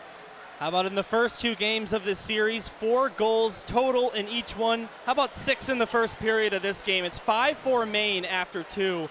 What do you think of this game so far? Yeah, back and forth action. I wouldn't want to be a goalie tonight. To me, it's going to be the last person to score might be the one that gets the job done. But it's nice to see 2 teams going at it. It looks like it's all offense all the time tonight. We'll see if it gets a little tighter after the coaches have a conversation in the intermission. All right, well, we've got a couple more high school rivalry series coming up. St. Rita and the Brother Rice Crusaders, as well as Loyola Gold and New Trier Green. What are you looking forward to in those? Yeah, we'll start with Loyola and New Trier. It's a storied rivalry. Every game has great fan action, and I think this one's going to be really special. They're split in the season series 1-1. I know New Trier took the last game in overtime. It looked like a real barn burner, and so everything kind of culminates and goes into this next game. I think it's going to be a great environment. I know Tommy Wingles, New Trier alum and Blackhawks alum as well, is going to be dropping the puck. So we're really excited to get up to the North Shore for that game. And then it comes back down to the Catholic League for Brother Rice versus Rita. And those 2 Southside schools, they've been going at it for many, many years, and both have state championships and Kennedy Cups, and so looking forward to see what they bring to the table. All right, last one for you, Spencer. Of course, this is the first season that this rivalry series has been taking place, presented by the Chicago Blackhawks, as you wear proudly on your chest. What's in store for the future with this? Are you looking for more games, different matchups? What are you kind of thinking about? Yeah, absolutely. I'd like to get a Winter Classic next year for sure, and we're going to add games. The rivalries that we currently have, we want to continue and build upon, and we're gonna kind of sit down with the coaches and people and SHL Network and everyone who's been a part of this and say how do we do better? What can we fix? What went well? And just looking forward to helping make this thing grow. Well, 3 out of 5 certainly seems to be going well so far. Manager of high school and adult programming, Spencer Montgomery, thank you so much for coming into the booth. Thank you. And looking forward to an exciting third period. So don't go anywhere. We're going to step away from our mics one more time, and after that we'll have the final period of regulation action between these 2 rivals.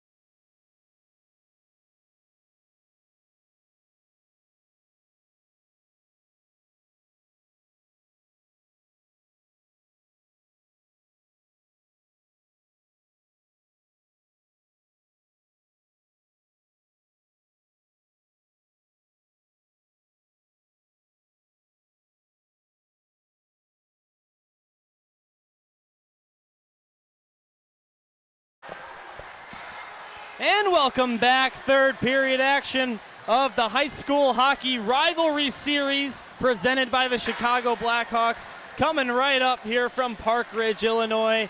9 goals combined in the first 2 periods of play. 1 more to go, and we still find ourselves in a 1-goal game. Here, Maine has taken the ice. We're still waiting on the Warriors to return to the ice surface, but when they do, Jeremy is down there by the Waubonsie bench to have a conversation with Jeremy Dombro. We will we'll ramble on a little bit, me and you, Wes, until Waubonsie comes back to the ice surface, but an absolutely electric first 2 periods to start things out. What are you looking for in the third by both teams? I'm looking for both goalies to try and settle down here a little bit. As you said before, 3 goals let in by both goalies in the first period. We weren't really sure where the game was going to go from there. So with the intermission, able to calm down, take a breath, try to relax a little bit. We know there's a lot of energy. There's a huge crowd here tonight. Really got to find a way to, make some big saves when you can. Keep your team in it. Keep your team ahead if you're Bess and Jack. If you're Pani Amani, keep kicking back there. You know your team's got the offensive power to get another goal here. So just got to stay confident in your game going forward. And Maine gets ready here for the third period of action, still waiting on the Warriors to come back from their locker room. And now the coaching staff has returned to the bench, at the very least the coaching staff, so we will send it down to Jeremy Ellis, who's standing by with head coach of the Warriors, Jeremy Dombro. Jeremy Ellis, take it away. Hey, thanks, fellas. Jeremy Ellis here down on the ice, as you mentioned. Jeremy Dombro, coach at Waubonsie. Coach, you really got a hot start in this game, but Maine has been able to battle back. What are you seeing from your boys out there as they got out to that early lead? So we stood a little bit of push and then, took advantage of our chances, and then just a couple miscues in front of the net, a couple bad turnovers, a couple odd-man breaks, we don't end up on the right side of the puck. Yeah, so I saw the goaltender looked a little confused on that shot from the point. Was there something? Did he hear a whistle? Was he hurt at all? Did he think the net was off? No, lost it, right? He thought it came up and over, and it got shot. You kind of saw he went to push all the way to the far side, and then he popped up. You saw it come in. Just one of those things, right, where as a goalie you lose sight of the puck, and you look like you're lost. So tough break here. A lot of domination out of your team, especially early on. Second period, kind of touch and go. You guys are trailing for the first time in this hockey game. What do you got to do different here to get this crowd quiet and get back in this hockey game, take the lead, and get a win? Play to our strengths, right? Use our speed a little bit more. They're playing a dump and chase game. We gotta move the puck a little bit more, a little more east to west. I think we're a more skilled hockey team, and we're not using it, right? We're trying to go coast to coast. We're looking for that one stretch play a little bit simpler hockey, and then put more pucks on net. I think we can get after this goalie if we do that. It looks like they're taking away the zone entry there. They're really standing you guys up at the blue line. You're going to try to do something, maybe a little chip and chase? Yeah, as a skilled team, you want to skate it in and then keep puck possession, but like we said in the locker room, right? Don't be afraid to chip it and go around the guy and go get it and earn it the hard way. All right, Coach Dombro, good luck here in the third period. Thank you. All right, boys, back to you upstairs. Thanks so much, Jeremy Ellis, and thanks so much, Jeremy Dombro, for lending us a couple of your thoughts as we get ready for the third period. It'll be a 4-second penalty, or rather power play for Maine to start things off, but pretty much starting out with 5-on-5 skaters. Wes, what's the most important thing for Waubonsie to get that game-tying goal earlier rather than later? I think you heard Coach Dombro say you got to get shots on net. Maine really dominated the first, 5-6 minutes of that second period, and Waubonsie really didn't have an answer. They got their power play working like they normally do with 40%. You're not surprised that they got a power play goal in that second period, but outside of that, their offense really had nothing to show for in that second period. So really just got to get back to the game. You hear the coach say they got to play east and west. I think he meant to say north and south on that up and down kind of game. East and west means you're trying to get outside of your lanes and do something a little too crafty, but hard-nosed hockey, similar to what Coach Dombro was mentioning. Hey, Jeremy, down there by the benches, I'd love to know the shots on goal in this game so far, which are not being posted on the arena scoreboard, but they probably have that in the penalty box. If you can find that information out, that'd be lovely. I will work on it for you, boys. All right, thank you. Meanwhile, back to the third period we go, and we're back to even strength right off the bat. Now here come the Warriors into the zone. We've switched sides again, so now Waubonsie shooting at the near net, closest to the camera angle, and Maine shooting all the way on the far side. Quick update, 27-17 Waubonsie, shots on goal. So for Maine, which I mentioned earlier in this broadcast, has been within 3 shots on goal of their opponent in 4 of their last 5 games. Now trail in the shots on goal category by 10, but unbelievable for Maine. 5 of those 17 shots have gone into the cage. Yeah, we said it earlier that Jack Ponamani looked like he was fighting the puck a little bit, and it's kind of surprised that Waubonsie has had 27 shots on goal so far. I thought it'd be a little bit less than that, but you know, they're still going to get after it. They're still going to try to get pucks to the net and try to figure out Bessenjack in front of us here. That puck goes down low into the right wing corner. Maine will try and get it out, and they do. Here comes Fortune, all of a sudden with a partial break, but getting the stick across for Waubonsie. Ryan Callahan makes a great defensive play. Callahan is a forward out there, 15 games played for number 47 Green, 27 points as well. So one of their leading point producers on the offensive side made a great defensive play to perhaps save a goal. Now here come the Warriors, pass across and a shot taken. What a stop made by Bessenjack. Comes across and makes the left pad save with his toe. It's a good thing he didn't clip his toenails this morning. That's how close it was. Great pass by Grady Blessing and an even better shot by the pride of Waubonsie, number 35, Ziegler, and equally up to the task by Bessenjack, making a great push to his right here. Get a pad on that shot. A minute and a half into the third period we are. As this puck goes down low into Maine's end of the ice. It's going to be grabbed by Simondrat. And now it goes into neutral ice. Waubonsie's clearing attempt was intercepted by Maine. Ben Capel couldn't make anything happen. Then a Maine skater goes to the ice. Here comes the Warriors into the zone right wing side, all the way to the corner, looking over his options. And pass that one to the front of the net where no green sweaters were. So Gornis will lead the rush the other way. Partial breakaway for him, and on Eddie shoots, he scores! No waving it. Goal is the call. The Maine student section was just like me. They thought that went in. Now here comes Waubonsie the other way. They score! Alter Cruz gets it and ties the game up at 5. There is no doubt that that one was in, but what an absolute turn of events for the Maine student section. They're doing the call that they don't think it's a no goal, and honestly, we're pretty far from the vantage point, but that's going to be a Waubonsie Mattia tying goal. Dylan, you can always tell by the goalie's reaction where the goal was as we see the Waubonsie offense come down. Altakris, great patience there to pick his shot. Low side, glove side, excuse me as I chop over my words, but you know, a great chance on one end, and then he comes back. Is a tough break for Maine there as they thought they were up 2 goals here early in the third period. That's a referee's worst nightmare when you wave one at the other end that could have been a 50-50, and then a goal at the other side. Waubonsie tries for another. Stick being tied up. Cast, all he could do was poke it to the left wing corner where it's grabbed by Matt Bonto. Now Sal Bells trying to get it out. For Ian Altercruz, that's his team-leading 21st goal of the season. First of this game, he now has tallies in 3 straight regular season contests. Unbelievable stuff. Really one of those players that Coach Dombrell highlighted us as we talked to him earlier. The team really feeds off him to get this offense going with him and Ziegler up top, really leading the charge offensively for the Warriors. So 10 goals total in this game with still plenty of time to play in the third period. 13:40 to go here from Park Ridge in regulation time. Wow. Dylan, it felt like at one point in the second period it was going to be whoever had the puck last would have to, whoever had the last shot might win, and you know, we saw Bessenjack with a great save, and who knows, if he doesn't make that save, it might be 6-5 Warriors. So he's really did a good job of keeping his team in the game here early in the third period.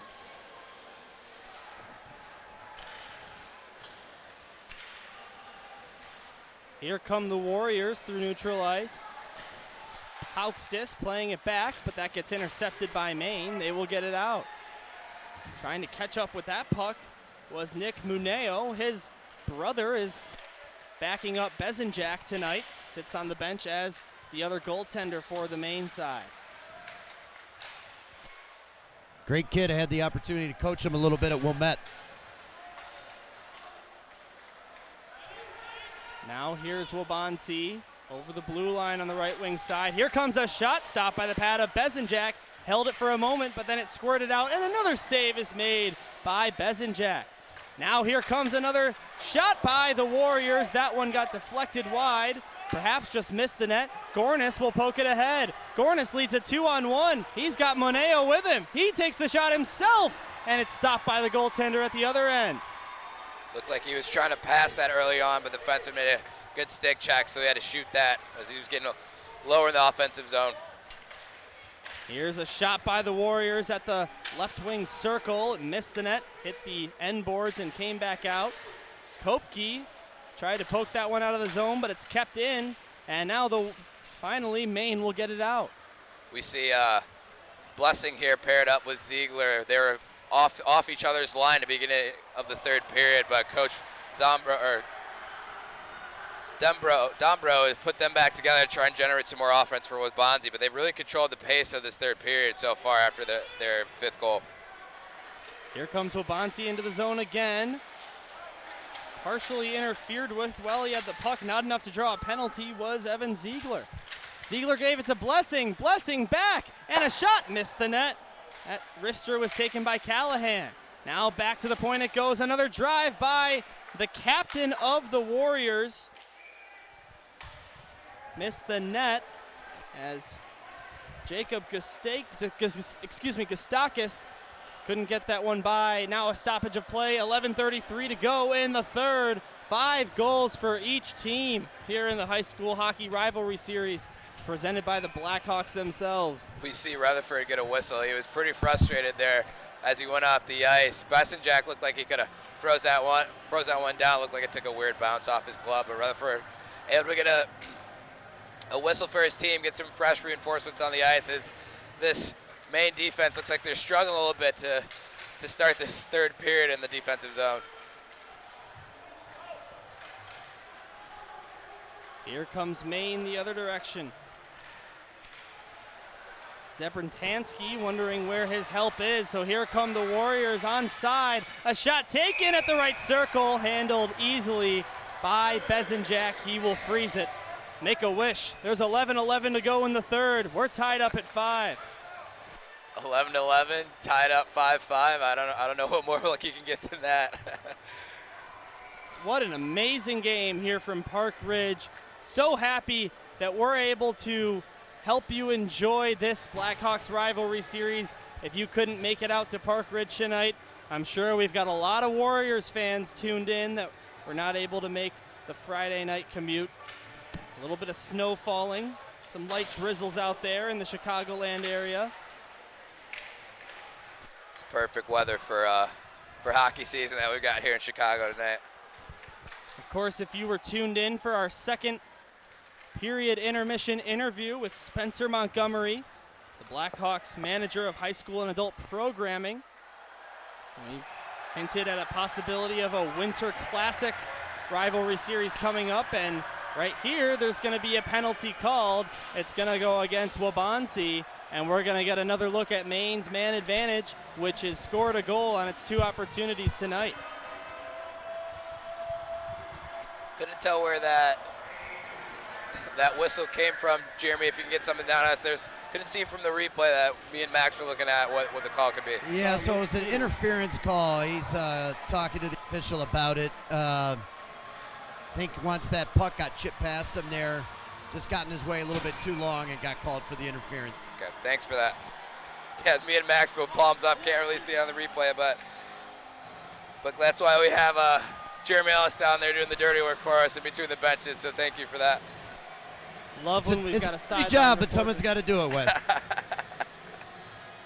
I heard you make the Pierre Maguire comment, but I think you're doing a better job than Pierre did back in the day, if I could say so myself.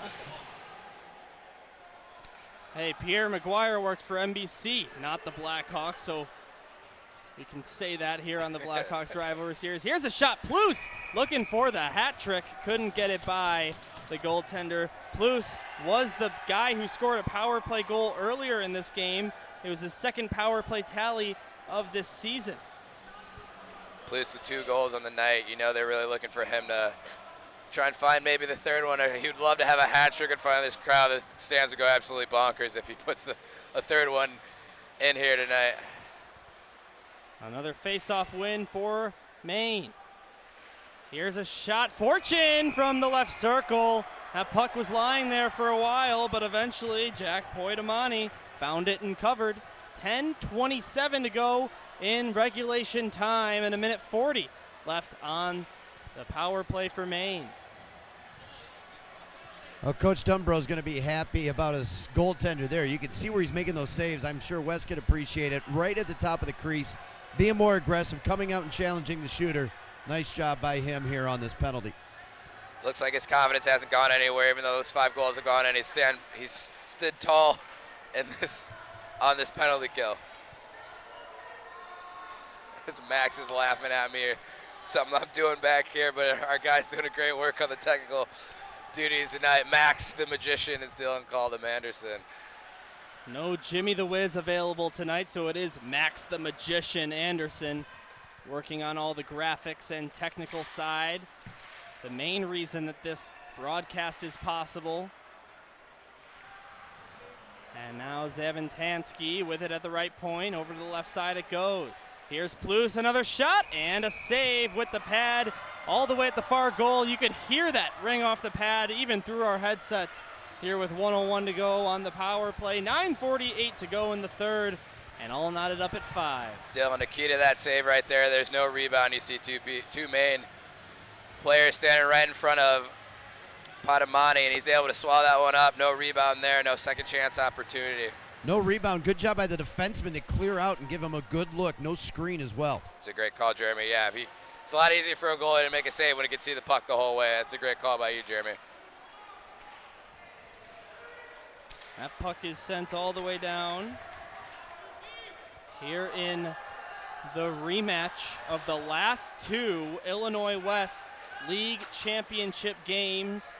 They were both between these two sides. If you don't count the sort of makeshift season that this league had in the 2020-2021 year, both Maine nor Waubonsie participated in the season affected by COVID-19.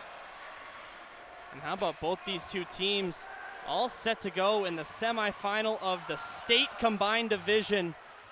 And both those games unfortunately had to be canceled. That was March 2020. Now we're here in 2022. So great that we're able to have a full house here at Oakton Ice Arena to take in this rivalry series and go back to high school hockey season that feels a little bit more normal to all these players, fans, and coaches. As we still wait to find out which team will break the 5-5 deadlock. Only 1 goal has been scored in this third period so far. It was by Waubonsie. 8:18 to go in the third. Some may say there was 2 goals in this period. Is that what the main side saying? A one-up ring off the bar might have crossed the line? You know, honestly, they didn't put up too much of a fight. You know, as an official, and Wes, I'm sure you can appreciate as a goaltender, when you don't have that great a look, you're trying to see how that puck comes out. You can tell when it hits the back bar versus the front bar. And that one kind of came out so far, I would tend to think that it did hit the front bar. Back bar is going to go straight down. Well, Jeremy, you bring up a good point. You know, usually the players will know better than anyone besides the referees on those calls. And, you know, you're right. I didn't really see much of an argument put up by Maine. They were forced to come back and defend the rush where they were ultimately scored on right after that no goal. But either way, you know, I think you're probably right. And I'm going to go ahead and say that the officials made the right call. But, you know, if that was this goal right here by our broadcast booth, it would be a little bit more clear. Fortune in the box for a cross check, guys. All right, so Mike Fortune is going to go to the box, as you said, Jeremy, and it's going to be another Waubonsie power play. Also 1 for 2 tonight, just like Maine was after their third advantage. And now here shorthanded come the Maine side. Rutherford in on net, and some great back check by the Warrior penalty kill to prevent Rutherford from even getting a shot on target. Guys, we see for the second time a set face-off play off the ensuing power play face-off in the offensive zone for Waubonsie. So something that the Maine coaching staff should take some notes on, especially on this ensuing one right here. They've been tending to set off a backdoor play when they can to get some shots on net on the Maine goaltender.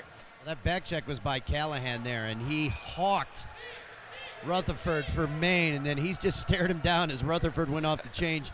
Callahan staying out there. He's saying, hey, I'm not winded at all. I'm ready to get back after it. Yeah, it's the second time Rutherford's had a break on the PK for Maine. Here's a whiff shot. Didn't make its way to the net, but Ziegler tried to grab a loose one and said Callahan will go back to the point. Now at the left circle, over to the right side. That pass got deflected and high out of play before it reached Camfield. So a whistle, 7:14 to go in the third period and 1:15 remaining on the Warrior power play. We do go to 3-on-3 overtime for 5 minutes if we are tied at the end of the third period, just like in the NHL. Of course, leagues from around the state do things a little bit differently when it comes to overtime, but here in Illinois West, they follow that 3-on-3 sort of format that the NHL adopted maybe 5 or 6 seasons ago. And, you know, everyone here in the broadcast booth, I'm sure, is not just in Illinois high school level a big hockey fan. I can say that that's one of the best decisions the NHL has made rule change-wise in the last couple of years, to go 3-on-3 for overtime. It's so exciting, especially for the fan, to see players like Kane and Tays match up with players like Mitch Marner and Austin Matthews kind of just go head-to-head in OT with all that space out there.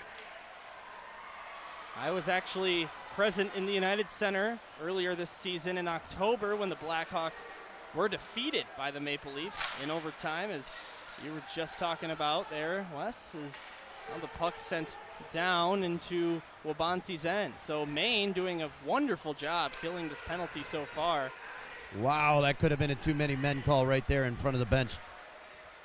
We've had a couple of those close calls as Dickinson wraps around the net, goes back to the left point, now back for Dickinson, down low by the goal line, and his feed intended for Ziegler to tip in was just a little bit too hot to handle for their leading point getter, Ziegler. We can see Waubonsie setting up where Ziegler's just finding a soft spot in the slot to get a one-timer on net. Yeah, they're running that 1-3-1. And now the penalty over. We're back to 5-on-5. Maine will take possession of the puck. Rutherford got it out to neutral ice, where it's grabbed by Troy.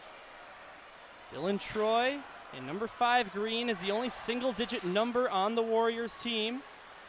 Plays defense, 6 points on the year. As a right side shot comes in by Maine's Jack Cottalis, and it's handled easily by Poitamani. 5 minutes and 20 seconds left in the third period, and neither of these fan sides of the rink have gone anywhere. No energy lost tonight from either fan bases, as we talk about Waubonsie traveling 30 miles just to be here. They got a pretty impressive student section for about an hour drive to a game. That's in good traffic. Yeah, almost an hour and a half in bad traffic. I've had to make that drive out to all seasons as we got a big hit behind the play for Waubonsie. Maine, this is their home rink, Oakton Ice Arena. They practice and play home games here. Here in Park Ridge, home of one of the Maine schools, Maine South, in this combined team. A couple of Maine South guys out there playing for Maine, and some of them from Maine East and West. And now a stuff shot. Poitamani gets on it and makes the save, and the Warriors student section loves it here late in the third, preserving the tie. Good push from Maine here. Both teams have really settled down. You know, we had, 6 goals in the first period, and then excuse me, another 2 in the third, or 2 in the second. Both coaches really letting their top lines play. We've seen Rutherford out here a lot and Ziegler out here a lot for Waubonsie. So really letting their top lines try and dictate the play from both sides. Yeah, I think Maine shortened up the bench just a bit here in the third. How about this, gentlemen? Failed to mention it when it happened, but for Waubonsie, after they scored their 5th goal, even here against the second best team in their league, that is now 13 straight games in the regular season with 5 or more goals scored. So they are used to putting them home, and they try for a 6th. It just misses the net. They keep possession, though. Cam Field goes down low. Winnick with a pass across off Jaltuk's skate, and forced to make a save was Bezenjak. That would have been a good goal. No kicking motion. It's allowed to deflect off any part of your body as long as you don't intentionally, swing at it with that said part of your body to get it in. But either way, Bezenjak stops it. Yeah, the no distinct kicking motion, I think, is what you were trying to get at. Yes. Couldn't find the word. No, that happened to me earlier, so it's okay. I'm happy to help you out there. But Bezenjak, good on him to really melt that down. You see the coaches in Maine get their top line out there with Rutherford out there again. He's really been, I feel like he's been out there every other shift. Like Jeremy's mentioned before, Maine's really tightened up their bench, going with their top players to try and get another goal here. Poitamani had to get a new bottle of water. He already went through one here in the third period. Waubonsie tries to make something happen, but Callahan, without much help, has to go through a couple of defenders himself, and that leads to Rutherford grabbing the loose puck and getting it all the way down. There's another whistle, this time for an icing. 3:35 left in the third between the first and second best teams in Illinois West. Yeah, Coach Dombro doing a little mix and matching with the lines here. He's got Berg and Altekraus out there. They usually play with Ziegler. I'm trying to find who the third member of this line is, but they usually play with Ziegler, I think, in the center, but he's not out there right now. Number 47, Callahan's out there in place of him, so something to keep track of as we're going forward here. Oh, there's a shot just missing the net by Burke. He tried to sneak that one through Bezenjak's 5-hole from a tough angle.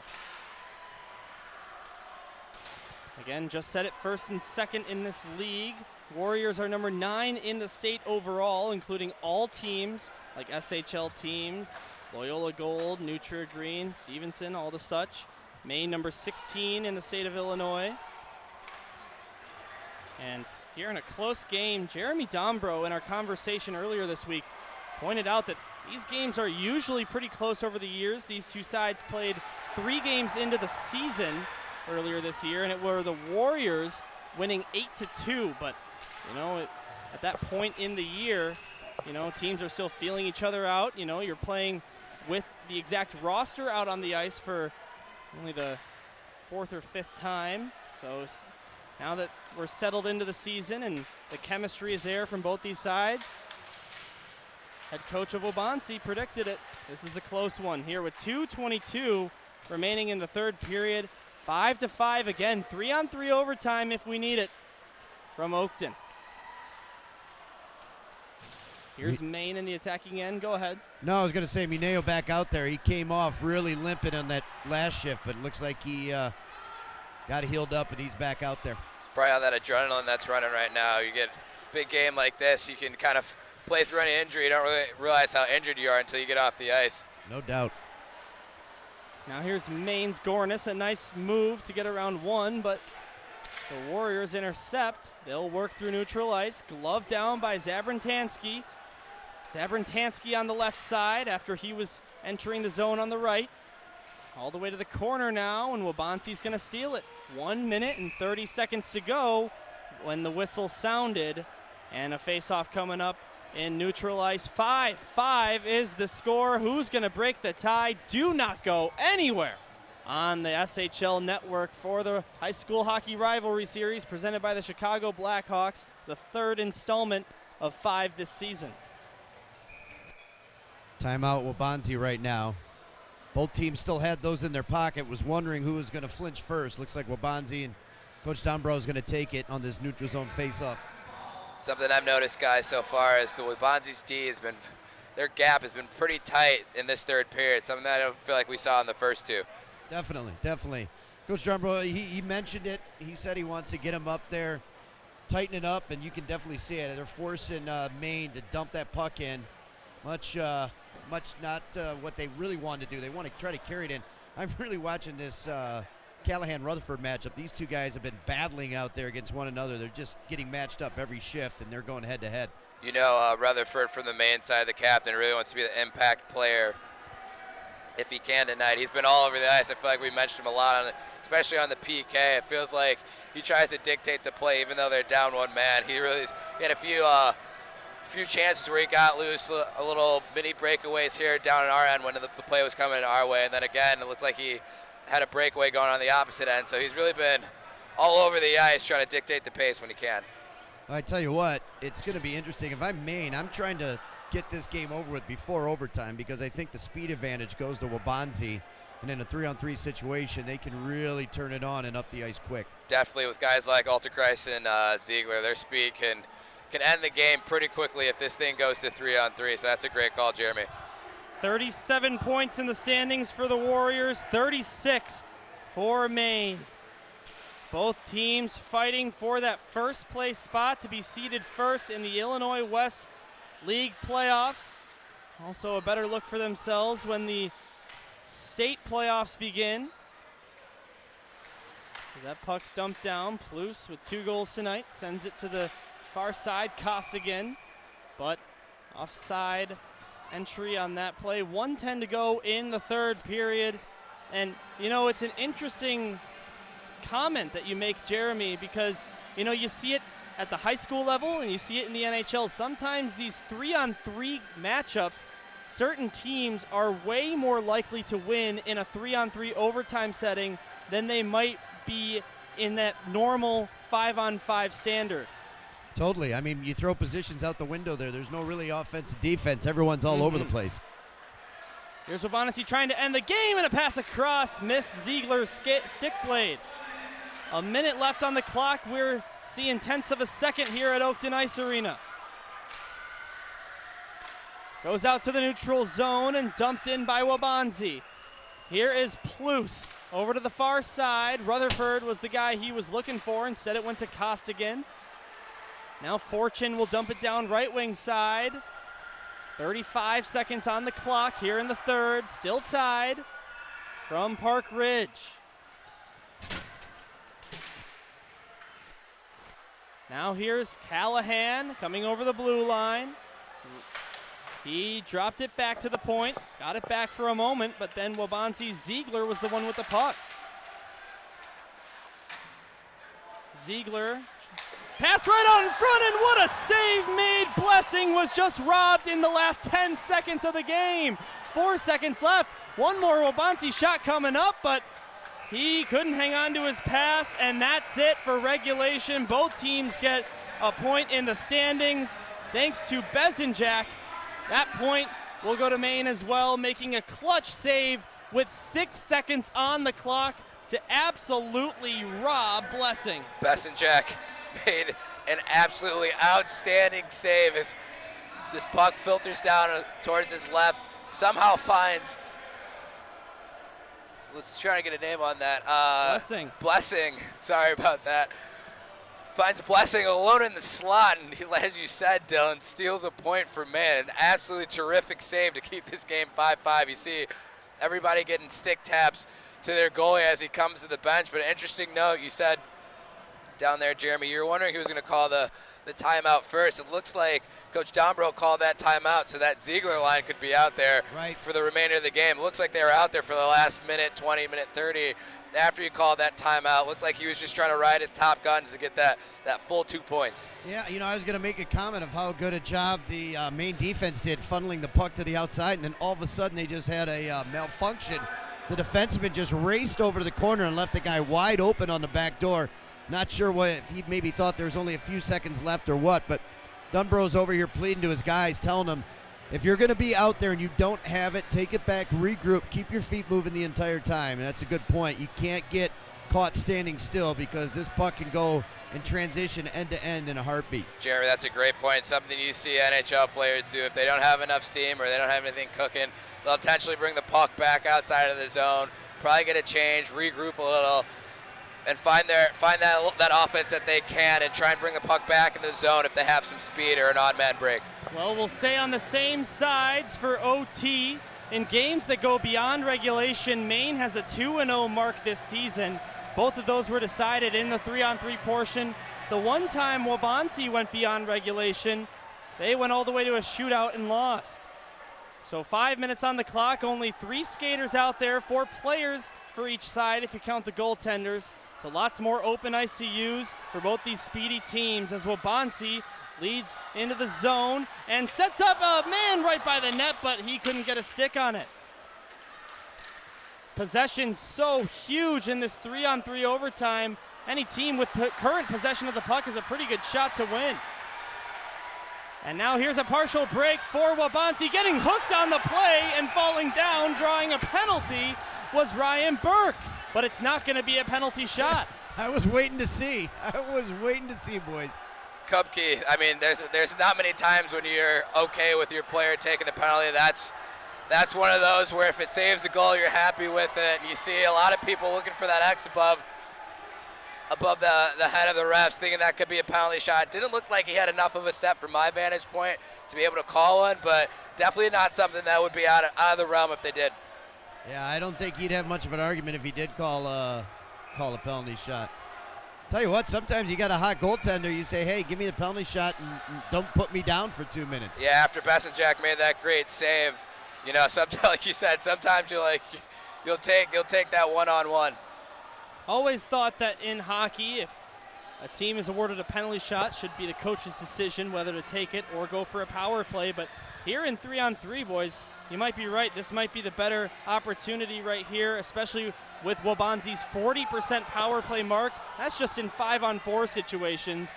Gets a little bit easier 4-on-3. Well, the clock's running, and the center just got gas for Maine, but he just utilized 45 seconds off the clock. It's going to be a minute power play before it's all said and done. Well, we'll see if they make that adjustment. Here's Waubonsie, they score! Dickinson wins the game right off the face-off, and he throws his equipment into the air and goes by his student section. The Warriors have won the 3rd ever high school hockey rivalry series presented by the Chicago Blackhawks with the power play goal, 6-5 in overtime. That's a quick developing play right off of the face-off. Alta Cruz throws that back door to Dickinson, and no chance really for Bessenjack, who's played stellar up until this point. And yeah, Dylan, great game, shootout, and nonetheless, we knew it was going to be high scoring. I said 4-3. I didn't think it was going to be 6-5, but great effort by both teams. 6-5, the final score. We needed more than 51 minutes to decide it, but real quick, the power play marker by Dickinson proves to be the difference here tonight. Both teams will go to center ice and shake hands. We'll have a conversation with winning coach Jeremy Dombro and a player of his choosing. In the meantime, handshake line at center ice. What an unbelievable game from Park Ridge. As Wes Anderson, Dylan Ward, and Jeremy Ellis brought you tonight's matchup in the high school rivalry series. Hope you enjoyed our voices behind the mic. Max, the magician Anderson, the technical engineer, Vivian Hernandez handling camera duty. And now the handshake line has concluded. And now Jeremy Ellis will try and find Jeremy Dombro and the MVP of the game. Yeah, Dylan, sorry about that. Me and Max were trying to figure out some issues back here. But yeah, great game. Off the jump, really, you knew it was going to be kind of a barn burner. Both teams came out with a lot of speed, a lot of energy, especially with the amount of intensity that the fans brought into the jam-packed atmosphere of this arena. Crazy stuff from Oakton Ice Arena. in Park Ridge, Illinois. What a way to end it. 11 total goals combined by these two teams. And now Jeremy Ellis stopping by with head coach Jeremy Dombro, hopefully a player coming up as well. Jeremy Dombro finishes up his handshake lines with the referee, and now they work out some logistical stuff. Looks like Dombro will get the overtime game-winning goal, Dickinson. But anyway, having said all that, Jeremy Ellis, we're going to send it down to you for your coach's spotlight. All right, guys, I'm scrambling down here. I got Coach Jeremy Dombro. I got Matthew Dickinson of the winning Waubonsie Warrior team. First off, Coach, turn us around here and get the camera so we can see that pretty face. You're looking sharp today. I got to give it to you. But, hey, listen, you talked to me in between the periods. You said you need to kind of up your skill, use your skill and your talent. I'm sure when you guys got to overtime, you had to like your chances there with the team speed and all the talent that you got on the squad. Yeah, you know, we have a lot of options, right? It's almost hard to say who's going to put out. Changed the lines a little at the beginning of the first, gave us a little spark. We got that tying goal, and then we just played it tight. You know, we had a really great chance at the end of regulation, but skilled team prevails, right? So, you know, big game, big crowd here. Maine really played their hearts out. You know, what do you guys take away from this game besides getting the 2 points here in overtime? What do you learn from this game? What do you think about your opponent and the way that they played here tonight? I just think we know we're going to meet at some point in the playoffs, right? So nice to get them twice. Obviously, we won 8-2 the first one. This is a lot closer towards the end of the season. I think everybody's gotten a lot better. Just a lot of fun to be here. A lot of fun watching the crowd. They had a huge fan section. I think the takeaway is we came into a hostile environment, a lot of energy. We withstood a lot of the negative stuff, and then just came out on top. All right, congratulations to you, Coach. I'm going to grab Matthew Dickinson. This guy's pumped up, boys. Big game-winning goal. Tell me what you saw there on that one on the back door. I mean, we get the power play late, and, you know, ever since the third period started, we switched up the lines. I think we got our mojo back, put that one in about halfway through the third, and then the power play, you know, we're like, this is our chance. We got the odd man, and my guy Callahan right in front of the net, you know, passes it right over. All I see is net, selling with the best fans in the state. We came in, we saw all their fans, and it just motivated us. A little bit of nerves to the beginning, but, you know, we're looking forward to move on now and just look on to better things. All right, you talked about the fans. Your guys making a big trip down here. They had a huge fan base. When's the last time you played in front of a crowd like this? I want to say never. Maybe 2 years ago at the same rank, but, you know, this one just felt different. All right, congratulations to you guys. Big goal there for you. Go live it up with the boys, all right? Thank you. All right, boys, back up to you. You can tell Matt Dickinson, he's pumped up. He loved the crowd. He loved the atmosphere. What's not to love about a big Blackhawk Rivalry Series game? Hey, you'd have to be crazy not to be pumped up after getting the overtime winner at the Chicago Blackhawks Rivalry Series game. Big thank you down there to Jeremy Ellis, who's been doing great sideline work, a little bit of broadcasting experience himself, but his SHL Network debut. Hope you had fun down there in between the benches. Hey, Wes, do you have our 3 stars of the game? Yes, let me pull that up right quick. Our first star, it's got to be Matt Dickinson. He had 2 goals on the night from Waubonsie, and then our second star from Maine, number 19, Declan Plouse. Also had 2 goals, and then our third star, no surprise here, number 35, in green from Waubonsie, Evan Ziegler, had 1 goal and 1 assist tonight. And that first line for the Warriors, absolutely unbelievable talent among those guys. Matt Dickinson with his 19th and 20th goal of the season for the Waubonsie Metea Warriors. That's just gonna about do it here on the SHL Network. So happy you found us on YouTube Live for the Illinois High School Hockey Rivalry Series presented by the hometown Chicago Blackhawks. My name's Dylan Ward. We've got Wes Anderson right here doing the color commentary. Jeremy Ellis down by the sideline. Behind the scenes, we have Max Anderson, who was filling in for Jimmy Olsen on the technical engineering stuff. Sure, he did a great job. And right behind me here, we've got Vivian Hernandez. She was on camera duty tonight. So a big thank you to all 5 people involved in tonight's broadcast. And also a big thank you to Spencer Montgomery for making it happen. Our next high school hockey rivalry series will be St. Rita and the Brother Rice Crusaders. Make sure you're over there on the CCHL network for that one. And hope you guys all have a great weekend at home. Thanks so much for tuning in. Have a great night.